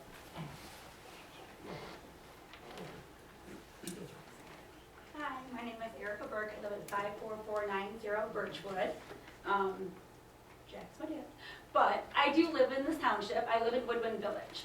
Actually, my piece of heaven is a 1/4 acre piece of, in Woodland Village, a lot, that backs up very similar to this northern piece. I live on a straightaway, just like this, and I back up to neighbors. And it goes down 20 houses, house, backing up. I could not be happier. I could choose to live anywhere I wanted. If I wanted to live in nobody, if I want 20 acres somewhere, I choose to live backing up to neighbors because I have 2 kids. They go outside, they have instant friends. I am, you know, it's funny living in a community. I also sell homes, and people do like backing up to each other. The friendships that are made, bonds, these subdivisions, it's almost more of like, I would say like a club. Like they start having parties and, you know, Easter egg hunts together, and all of a sudden people are going on vacations and different things. It's a way of life. and people love it. Another thing is just having that park in that area does increase value, and also for the residents there to be able to walk your kids and be able to play in the park is a big benefit. I'm definitely in favor of Shadowood and the development of the community. There's so many new businesses in the area, and having more developments like this will help support those businesses. Just like Kroger being in there, they would be very happy to see more development in the area go on. It's going to help schools stay good and strong. So definitely on the sales part of it, he is right. There are certain people who like different things. Just like I said, there's people who like to live on 5 acres. There's people who like to live in a subdivision backing up to people. There's people who like to live on open space, and there's people who don't mind backing up to roads. I mean, we see it in Woodwind. There's people backing right up to 10 Mile. We sold all those lots. We sold the lots backing up to people, and we sold lots backing up to Woodwind, wetlands. So really, there's something for everybody out there. And, you know, as for the first speaker who talked about, you know, moving into a brand new sub and all of a sudden nobody can move in, that's ridiculous. I mean, there's enough land in Lyon Township to share for everybody. You can have acreage and you can have subdivisions and everybody can live here and get along. It's a wonderful place and I love raising my family here. All right, thanks.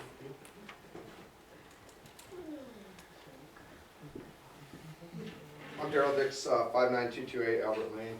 I'm all for the planning. Obviously, there's the beneficial gain.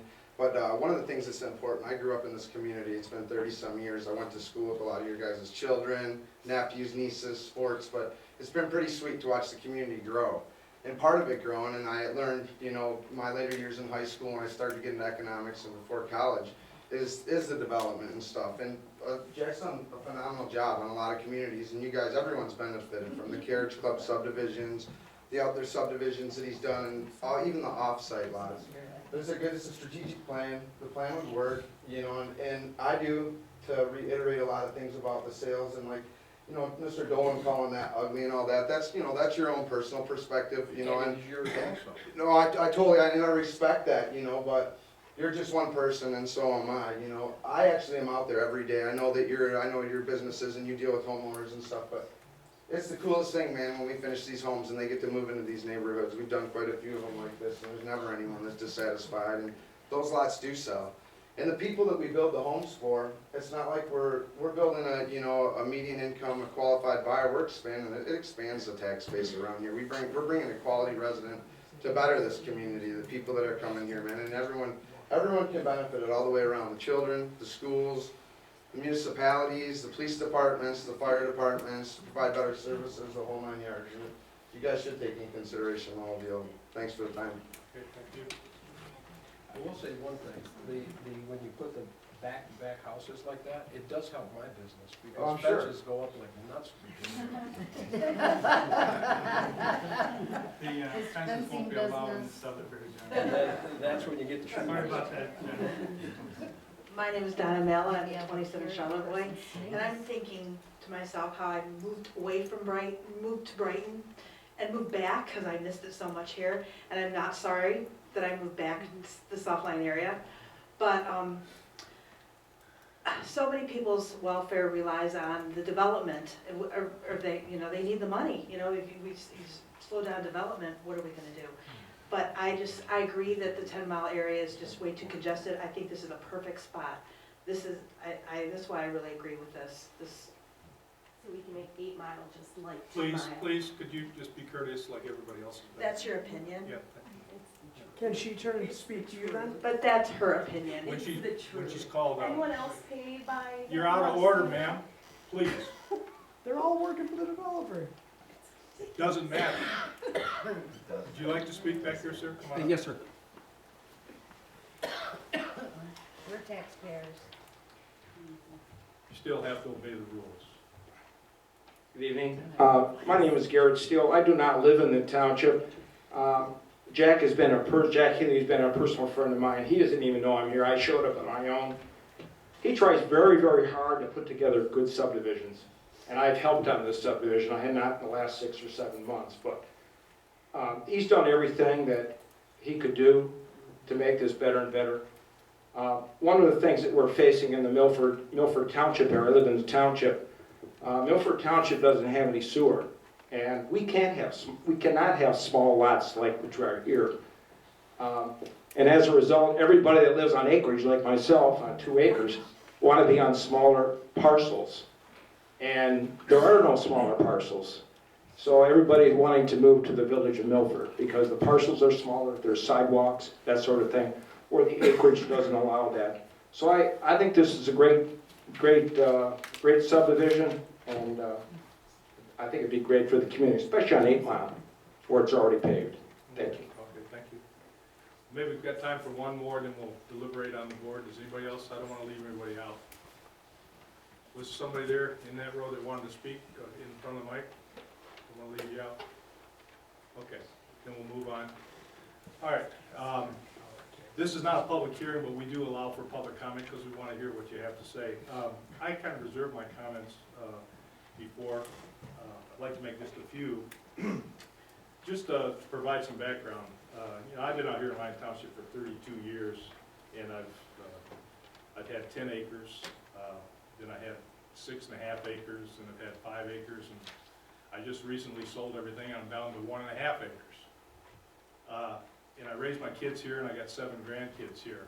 And 3 of my grandchildren, along with my son, live on 3 acres. My 2 daughters, one lives in the city of South Lyon on a little postage stamp lot. She wouldn't have it any other way. She sits on her front porch and talks to her neighbors. My other daughter lives in Carriage Trace, a big house on a very small lot. They're all very happy. And what's good about it is there's a diversity of housing out here. When I first came here, I was very adamant when I first joined the Planning Commission, or was appointed to the Planning Commission and ZBA, I wanted a minimum of 5 acres.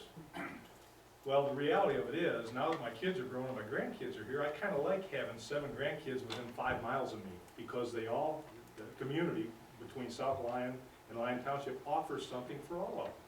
So I think this idea where we want just one huge area that's all large-sized lots is probably an erroneous concept.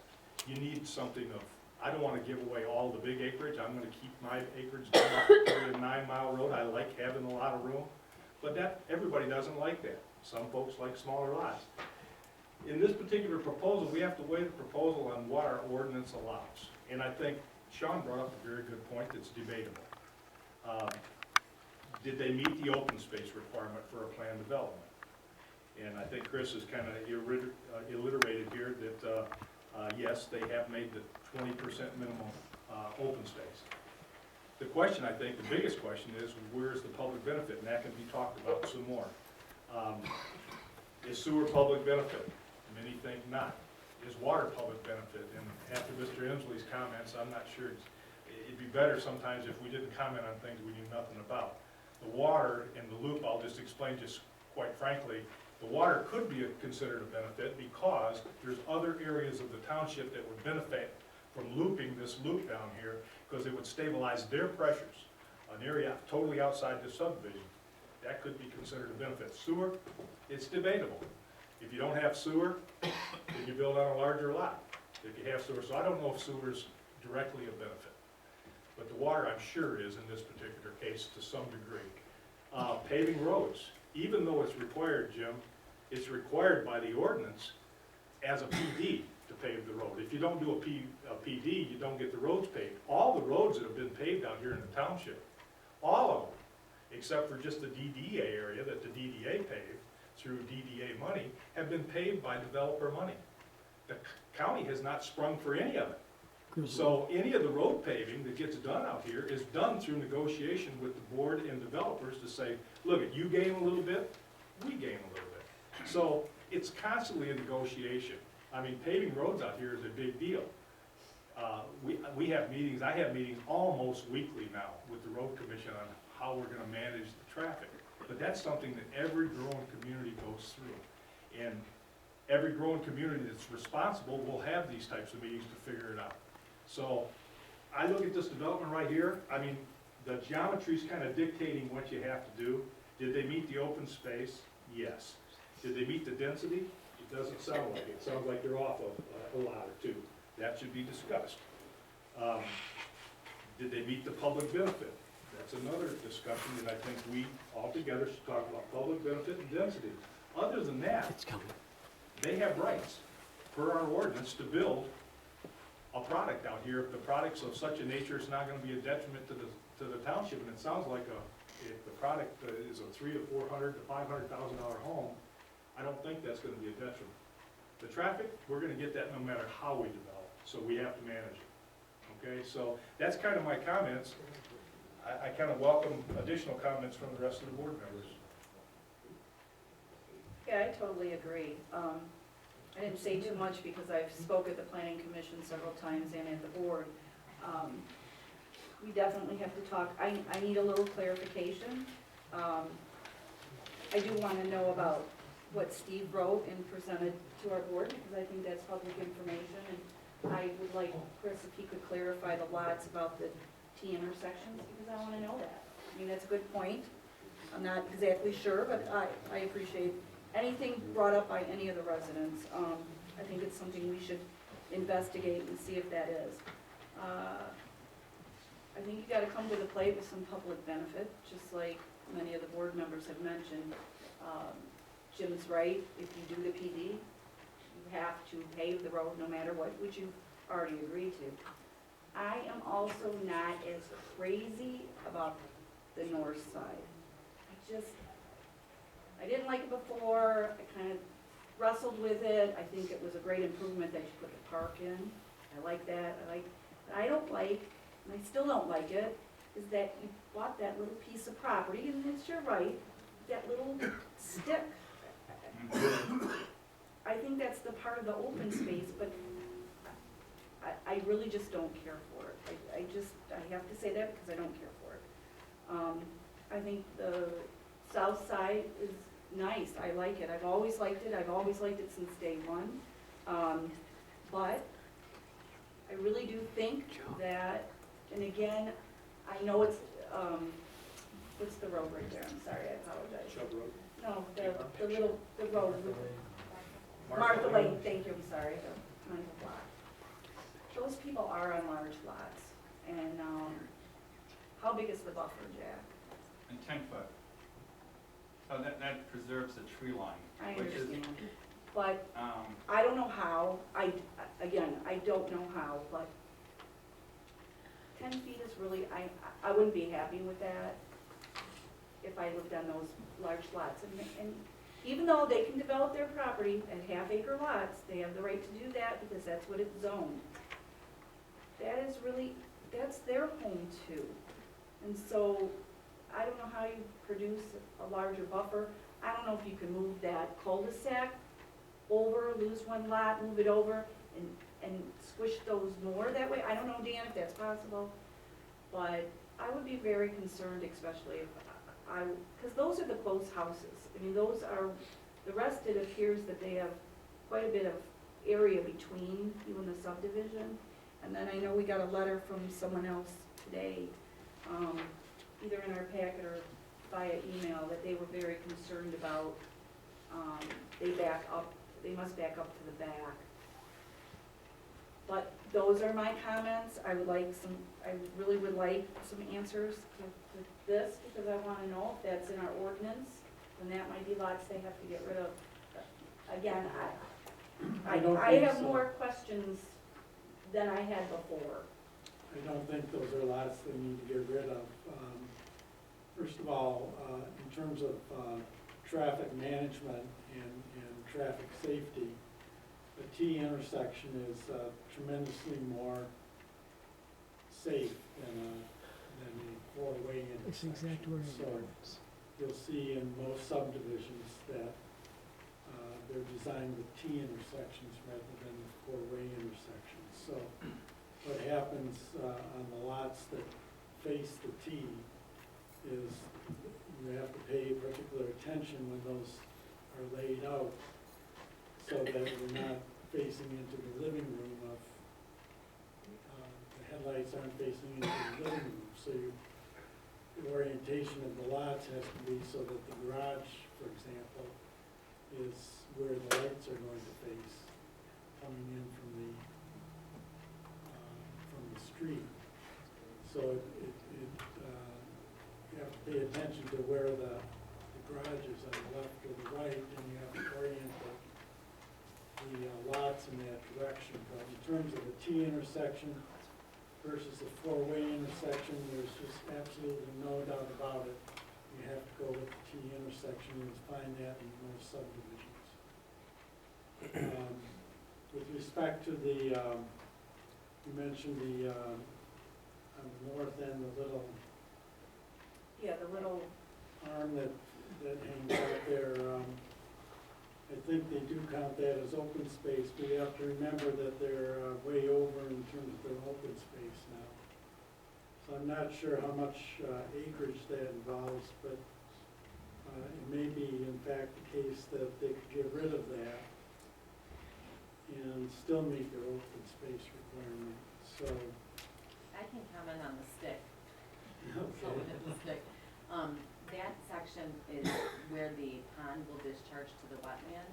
So it's actually something that I would like to see stay in the plan. Because it's an avenue for the pond to discharge in an appropriate way.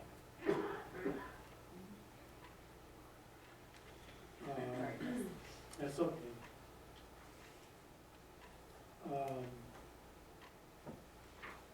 In terms of the density, maybe I should just go through those numbers again. yeah, I think it's a little confusing. I mean, we hear one thing and then another, and then another, and then another, and I feel off on it. Well, the parallel plan, the one that is the accurate one, the correct one, shows 133 lots. Now, the ordinance, the plan development ordinance allows a 5% density bonus. So if you apply that to the 133, it comes out to 139.63. 139.65. And so if you round that up, it comes up to 140. And what they're proposing is 141. So that's where the numbers come from. Okay, that helped a lot, I appreciate that. That puts it up to what, 5.7%? Somewhere around there, yeah. What else can I answer for you? Let's see, what would the other, Just gonna go to math. Where's this? We go to math. I think that in terms of the layout in the northwest part of the development, as Lanny said, the geometrics really determine what you can do with that piece of property. It's only so wide, and so you need to have a loop around there. You can't have a single cul-de-sac because it would be too long. And you really need to loop the roads, so it's, the geometrics really determine how it's going to be laid out. I think they've gone about as far as they can go to make it a more of a curvilinear road. But that's about as far as they can go in terms of what they can do with the northwest part of the development. I'd like to make one more comment. It really doesn't have anything to do with your development, but I live in Orchard Edge Estates, and my house backs up to another house. So like the middle lots there. I mean, when we were young, when we bought the lot, never really considered that kind of stuff. I was more considered that my house faced the east, and that I got a very square foot lot, and it was very flat. Although we have a little hill there, and my kids absolutely did play with the other kids in the neighborhood. They're very old now, they're 38 and 35. But I put a natural tree barrier there with arborvitaes to give my own yard some privacy, which has worked out very well. I think that if you're educated about where you want to live, you'll pick a lot that might back up, and if you don't like that, you'll pick a lot that's there. I think it's really a total preference, but I don't consider that as, you know, we always try to not get people to back up, but I'm living proof that my kids played with other kids, and they went back and forth, and kids from the back of the sub, cut through our yard to get to the kids that lived across the street. It's never a problem. I think it's just you choose where you wanna live and how you wanna live. And, you know, that, where I live has been a great residence for me and my family for all these years, so. I'm just passing that along, doesn't have anything really to do with that, but that's where my family, my husband and I back then decided that we wanted to live and raise our family. So, we back up, and we had that little hill, I used to sled down that hill, that little teeny hill, for the best time. I'm sorry, I was reminiscing, but I loved it. I'm happy I still live there. But those were my comments, and I just want to say one thing. I kind of take angst a little bit to people saying that we are anti-growth township. This board has been the most growth-oriented township that's ever been in this township. And I'm telling you, just because we have questions about something that might look a little unusual to us, does that put us in anti-growth? People stand up and say, you're anti-growth, we have not stopped growth. I think we've done an amazing job here. I think that the subdivisions that are coming in look very nice. Now we're asking questions about a northern lake that looks unusual to me. You know, I just think that, you know, to me, I look at this and I look at the southern part, and Jack, you know, I know you very well, and I know you're a good builder. This is nothing personal. I've known you for 30 years probably. I know you do a good job, I know you try hard. To me, that doesn't look good, and that's just my opinion. You know, there's other board members here. I'm not trying to stop growth in the township, I'm just trying to make it so that it stays a pleasing place to live. And that's all I'm trying to say, you know. I'd just like to say, I do agree with John about the north piece. I grew up in the city of Detroit. Well, actually, I lived there till I was 13, then moved out here, so been out here for 37 years. And we started out at an acre here with my parents. My husband and I went to a downtown New Hudson home, and now we have 3 acres. But people like to live in subdivisions, I get it. I would never want to live in a subdivision. But again, we're on this board and we're trying to make a decision. I love the front piece, I think it's great. The back piece, I just have a really hard time with.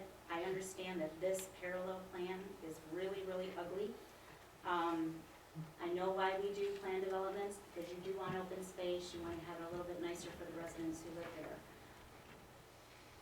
I mean, I guess my thing is too, is what are we gonna get for the extra houses if it's approved? I know that water will help, fire protection in that area. I don't think that I don't think that Novi would come in and annex if we don't have sewer and water down there. I don't know that they have run any of their utilities past to take any of Lyon Township over from 8 to 9 mile, if they even want to do that. So again, I just don't see the public benefit, you know, that we are requiring. And Chris, did you really feel that it was enough public benefit with this subdivision, or we're just kind of, Sean, are we going over the lot of what else can we get for those extra 2 houses? I mean, I don't know. I mean, I'm just kind of, where is everybody at? Well, I mean, Windridge asked for fewer lots and had more in the way of public benefit, and I didn't support that because I didn't think it was enough. So I'm having a hard time really quantifying it. I'm not sure I can get an exact answer. Okay. And not because of Jack's answer, just because I think it varies from property to property and home to home, so I think it's a range, but I'm not sold. I have similar concerns with John on the layout. I mean, I grew up in a house that had a backyard, and I think it just depends on who your neighbors are. We had a lot of neighbors who were like older than my grandparents. Every time we played baseball, they put the sprinklers on, and they were angry. So maybe I was just a jerk, I don't know. But, you know, so it really depends.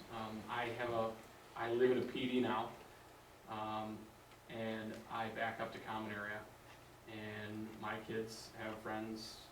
We build more than one school bus in my subdivision, so I mean, there's plenty of kids running around. You know, so I don't know that that's necessarily the issue, but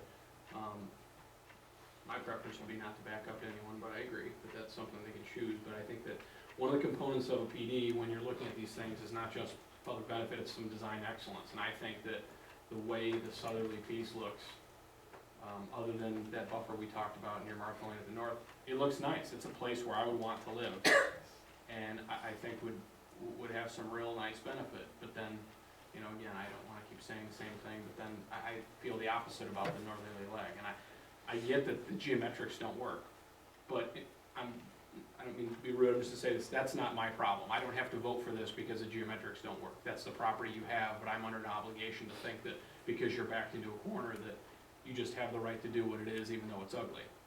And that's kind of where I sit. Well, we've got, this being part of the PD process, we've gone through conceptual, we've gone through preliminary on the planning commission level, we're preliminary on the board level now.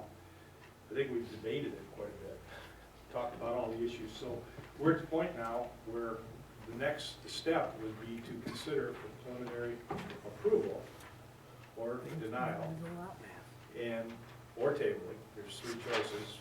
Tabling typically is not a good choice unless you need more information, but I think we've got just about as much information as we can get on this. So it's kind of before us to make a decision here, and again, the whole idea of a plan development is that both parties, I think, should benefit. You know, the township should get a superior development, or better than they would get under the parallel plan. And I don't think there's any question there, if you look at this parallel plan, that this, regardless of how we feel about this development, it's definitely better than the parallel plan. The other thing is you can get maybe other amenities. In a situation like this, in a non-PD, there would not be any road paving. Now, the road paving is a benefit to the developer too, because now they get a paved area down to their entrance, so there's no doubt that they benefit from the paved road as well as the township, at least to their entrance.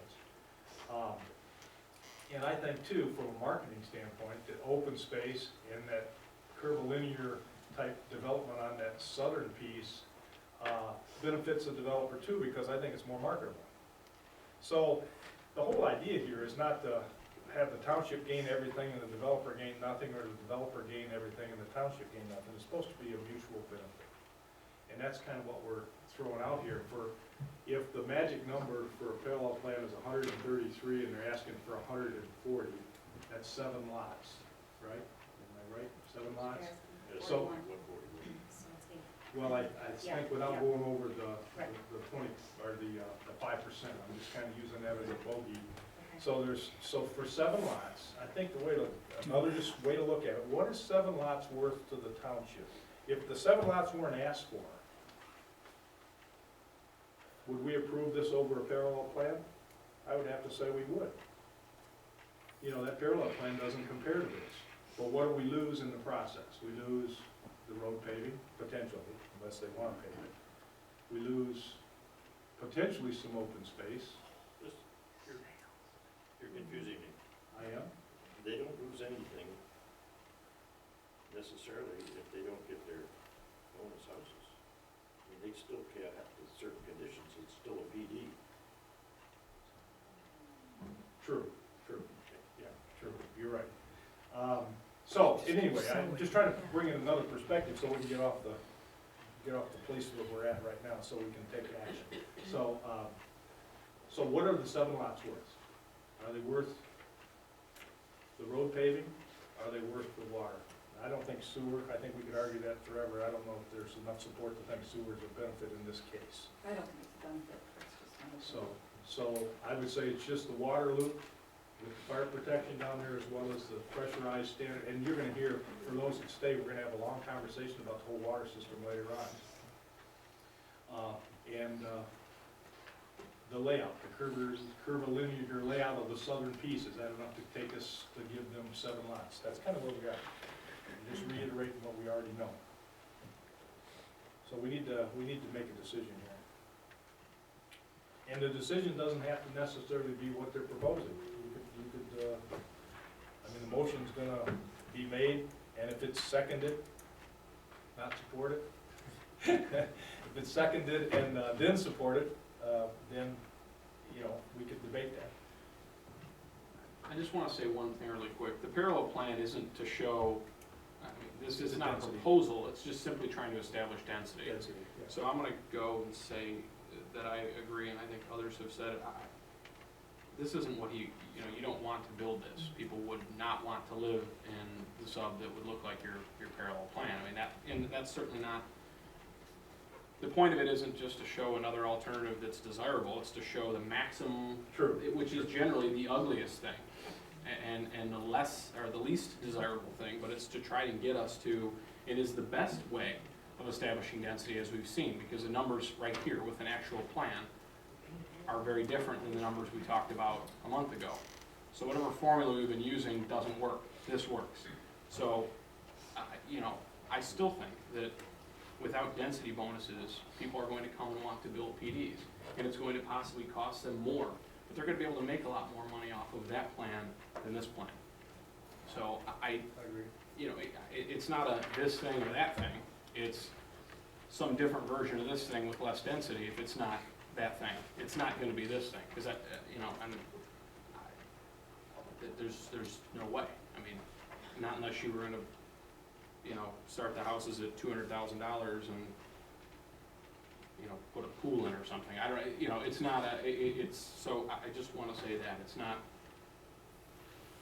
not something that's reasonable and even marketable.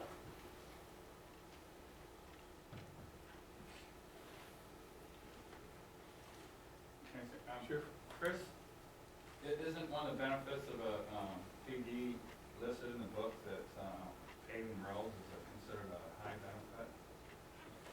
And we did not have to come off of Chubb Road. We could have had two entrances off 8 Mile. But we were suggested it'd be better to do Chubb Road, and we're paving it for a PD benefit. Wouldn't the county road commission want you to come off of Chubb Road and only have one entrance on? I don't think you could get 2 entrances off of 8 Mile. I think the county road commission would not allow that, is my hunch. Paving is a condition, PD. Well, it does say, under, where it talks about density, it lists where density increase is warranted. It does list paving, making substantial improvements to, or funding of improvements to major township roads for the entire township benefits. There's no doubt in my mind that paving roads are a benefit. You can argue about the degree of benefit, but yeah, I mean, we're not gonna get roads paved any other way, folks. That's the only way we're gonna get them paved is through developer money. I don't think any other builder in 10 years would pave that many dimensional roads. They put up money. Paul Elko probably did. I don't say too many nice things about him, but I live in his sub, That was over one of his sub, and that was, it was not over 10 years ago. The second one of my sub, and I've lived there 9 years. But I agree with you 100% on that, Lanny. It's been a huge benefit over the years to have roads built by the development community, but, I mean, can't be the only benefit. Right. It's just my opinion.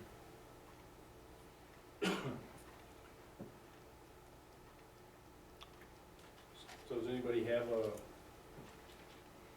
suggestion on how to move this forward?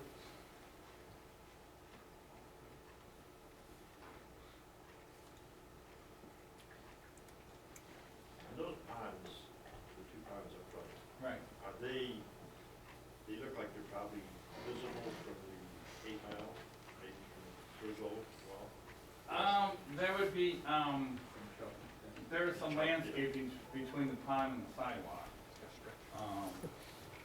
There will be a little bit of buffering along. There's some foot, and you, The question really I'm getting can't- at is those ponds, if they get ugly and green, I mean, would it help if they're, if they put pumps in there to aerate them? well, Area. my understanding is that, I believe, Leslie knows more about, is that they want to keep 2 feet of water at the bottom of the pond. We don't have a provision for approving a fountain. If an HOA put one in, there's required to be 2 foot of storage below the outlet when it's a detention, so sediment can settle. So I don't know if it would be realistic to have a fountain. Kirkway, they turned theirs off because it was a maintenance issue. So I think it just depends on on the HOA, they usually just, unless it's part of the PD, if they put them in, they just kind of put them in.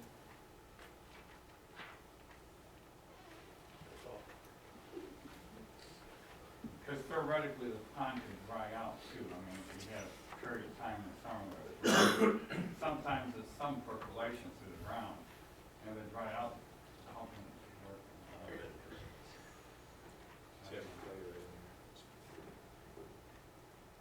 So, and the little nub that, a lot of people don't like too, is we bought that specifically to give an outlet for the drainage of the detention pond.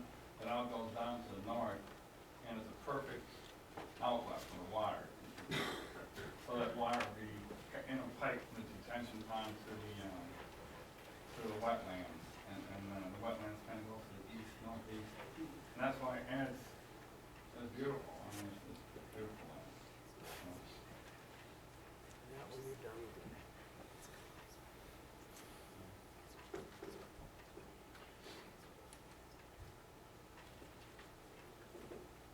I just have a question. To get off the dime. Okay, I've got one other question. Jim stepped up to the microphone here and said that we were sidestepping the planning commission because I'm not even sure, have they seen this plan? Do they have to rehash this plan, or is it just up to us to finalize it without them seeing it? This is a new plan from the last plan that we seen here. Did the planning commission see this plan? No, not this particular one. And they made a recommendation on the other one. Right, the one We have that two. had the straightaways. But they made a recommendation. On the second. On the second one is approval of the board. So the thing that's made different here is they reduced some lots and made those two roads going to the north more curvy, to not have the perception of a straightaway. Right. Yeah, so, I mean, typically, we can change a plan. We don't even have to take the planning commission's recommendations. We can turn around and say, you know, we don't want 140 lots. We only want 135 with this plan. I mean, it's the board's purview. Oh, I like that John asked that, because I had the same question. Yeah. So I didn't know if it's something you should send back to the planning commission, or if it's just our prerogative. I think it's our prerogative. It may be our prerogative, but that's what we have a planning commission for. To review the plans, to give us their recommendations on the plan that they see. And they did. And we don't. But they haven't seen a new plan. We're not gonna kick the can back to the planning commission. We're gonna make the tough decision, folks. Let's make the decision. Well, I think from what I'm hearing, and if I'm speaking out of turn, I think we are looking for a little less density, Jack. I'm just telling you what I think, a little less density, some public benefit that we're looking for, and I don't know if you could make any more room on that Martha Lane side. That's what I'm well, I'm the Martha Lane one, but I just think that How far are those houses on Martha Lane away from the Well, look, you can see them, they're. Well, I know, but what I I'm know. trying to say is, just in terms of dimension, can you tell? Because, yeah, the lots back up and there's a 10-foot buffer, but the houses are on the other side of the road. But- That's what I'm Well- trying to figure out. We saw a conceptual plan that came for the property across the street from my house, and they have large lots in the back, or on the side, down Deer Creek.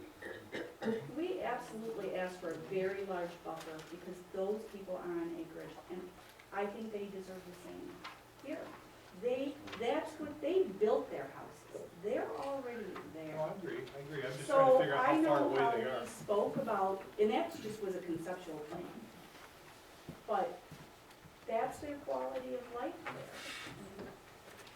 I think we gotta try to, and I know there's still a backyard, but they did too, they have very large, deep lots, and it affected like 5 or 7 houses maybe around, but, and then I don't, that other, see the road goes way back, Yeah. and see how that, I don't know if that's a barn or how, I can't It's a tell. barn.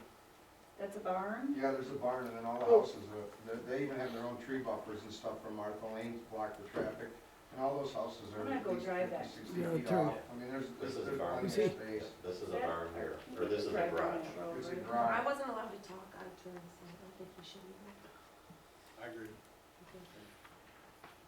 Sorry, I got you. That's just my, those are my comments. I'm just, We don't know about how far those, I mean, I can't tell from that area how far the houses are from the potential new houses. Those are probably close to 100 feet, I suspect the houses are north of the property line. The closest house to the property line would be this one here. Their driveway follows right up along the property line. Okay, This is a second garage, and then the house is here. gotcha. So that, up there, I'm guessing that that's probably close to 100 feet there, just based on the depth of the lots, of the proposed lots.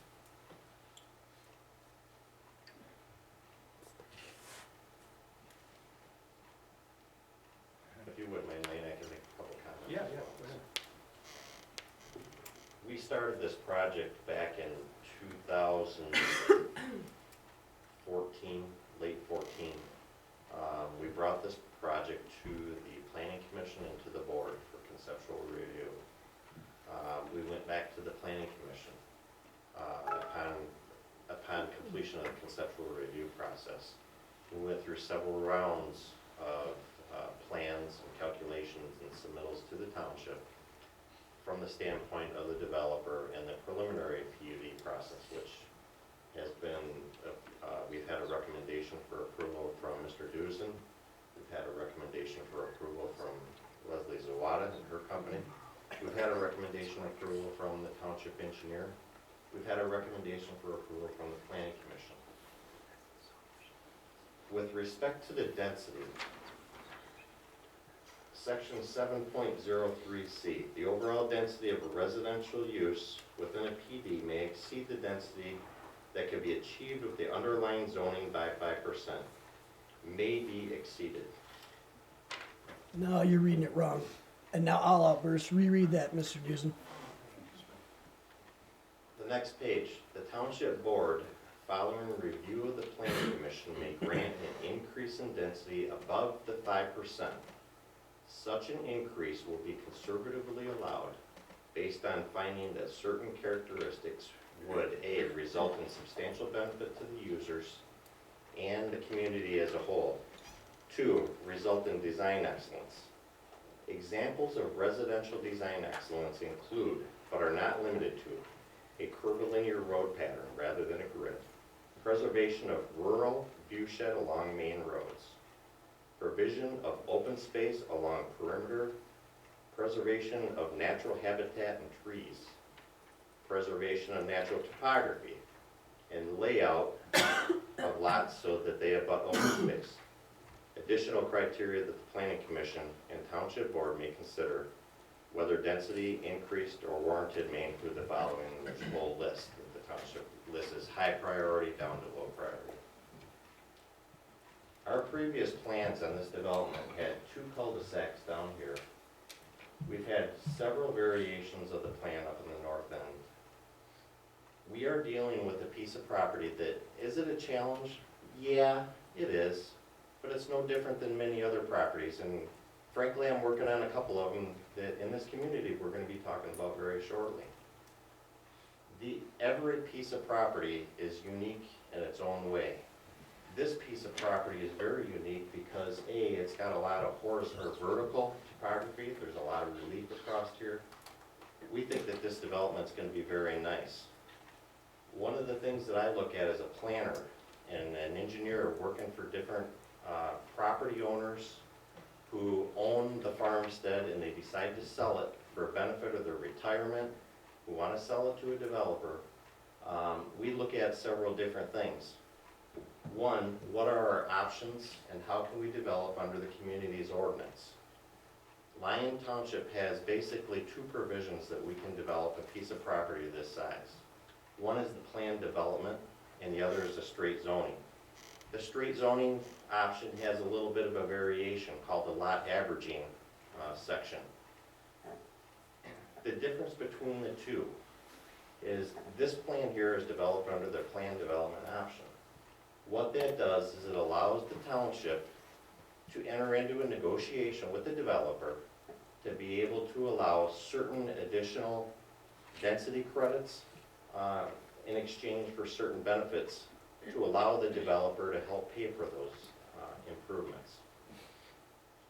The other option, going with straight zoning or going with a lot averaging, allows the developer to submit a parallel plan, which allows us to determine the density, and then we use that average area and average lot size to do the layout and determine the layout and the size of the lots.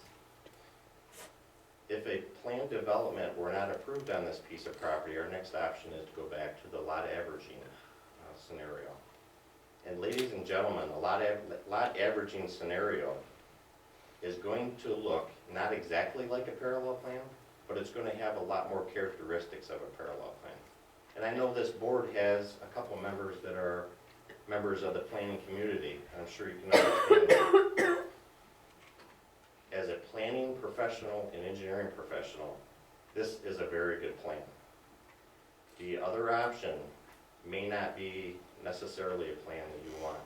Now, can we change and take some of the open space from the south area and put some more lots down there in exchange for areas up in the north end, put some more open space up there? Sure. But what this plan allows us to do is create larger areas of open space in the southern portion of the property, and I call it I separate that in as use as far as ages of your kids. You can have a soccer game in the south area. We've got a top lot in the middle area for the little kids and the moms to walk to the center of the site away from the roads for the little kids. And then we have the nature preserve up in the north end. Ladies and gentlemen, that's a very good option. So based on everything I said, recommendation for approval from the Planning Commission, engineer, planner, we kindly request that you approve of this project. Thank you. I just, for the record, I don't read in the McKenna or CES letter a recommendation to approve this. Neither one has said you should approve this, so that has not happened. And also the parallel plan provides for 133 lots, and you're asking for 8 lots more than that. So it's not equal. It's not an either or. It's not, you know, this or this. It could be a scaled down version of this and this. We're not encouraging them to build this, but we're saying that we have concerns about, or I am saying I have concerns about the balance of community benefit for lot density, and not just on this one, but others that have previously come and one will come soon. There was a recommendation from the Planning Commission on a layout that's very similar to this, except the roads were straighter, had some more lots on the north end, they moved that road back. Based on that recommendation, I don't think there's any question that this, not to say this is approvable at this point, but this is a better layout than the one that the Planning Commission made recommendation on. So I think it's in the board's jurisdiction to even improve on this if we want to. It's already been through, it's been approved by the Planning Commission. Now we can make adjustments to that layout, to this layout, and go forward with a recommendation, or we can deny. I mean, it's under our jurisdiction, so I think what we need to do, if somebody feels strongly about the density, or they feel strongly about the open space or whatever, they make a recommendation and let the board debate that. You know, if they get that, make that motion and there's a second, and then we can debate what was proposed. So that's kind of where we are. Otherwise, we're going to be talking about what ifs till midnight.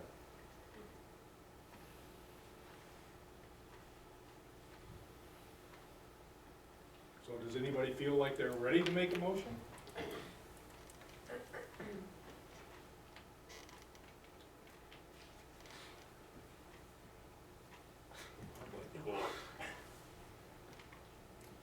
I'll make a recommendation to approve Shadowood with 140 lots with the paving of Chubb Road, the length of the property, to the landscaping, perimeter landscaping installed before any homes are built, to a contribution addition of a minimum of $40,000 to the traffic signal at Chubb and 8 Mile. To the conditions of the letters of, I guess it would be 12/3/2015 from McKenna, and 12/7/2015 from our engineer. And with the other items that he has already talked about, 43 extra trees. And that's the end of my motion. Okay, we have a motion that's pretty clear. Do we have a second for that motion?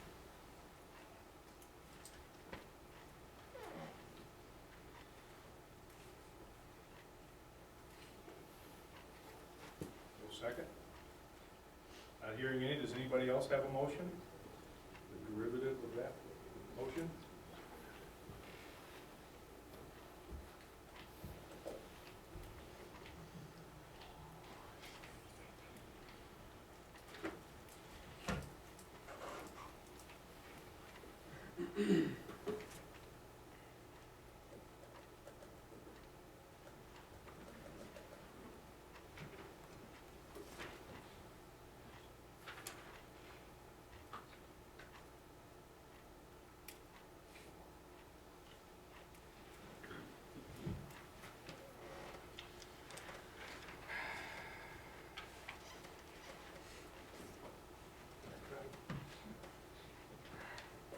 I'll make a motion that we approve Shadowood preliminarily with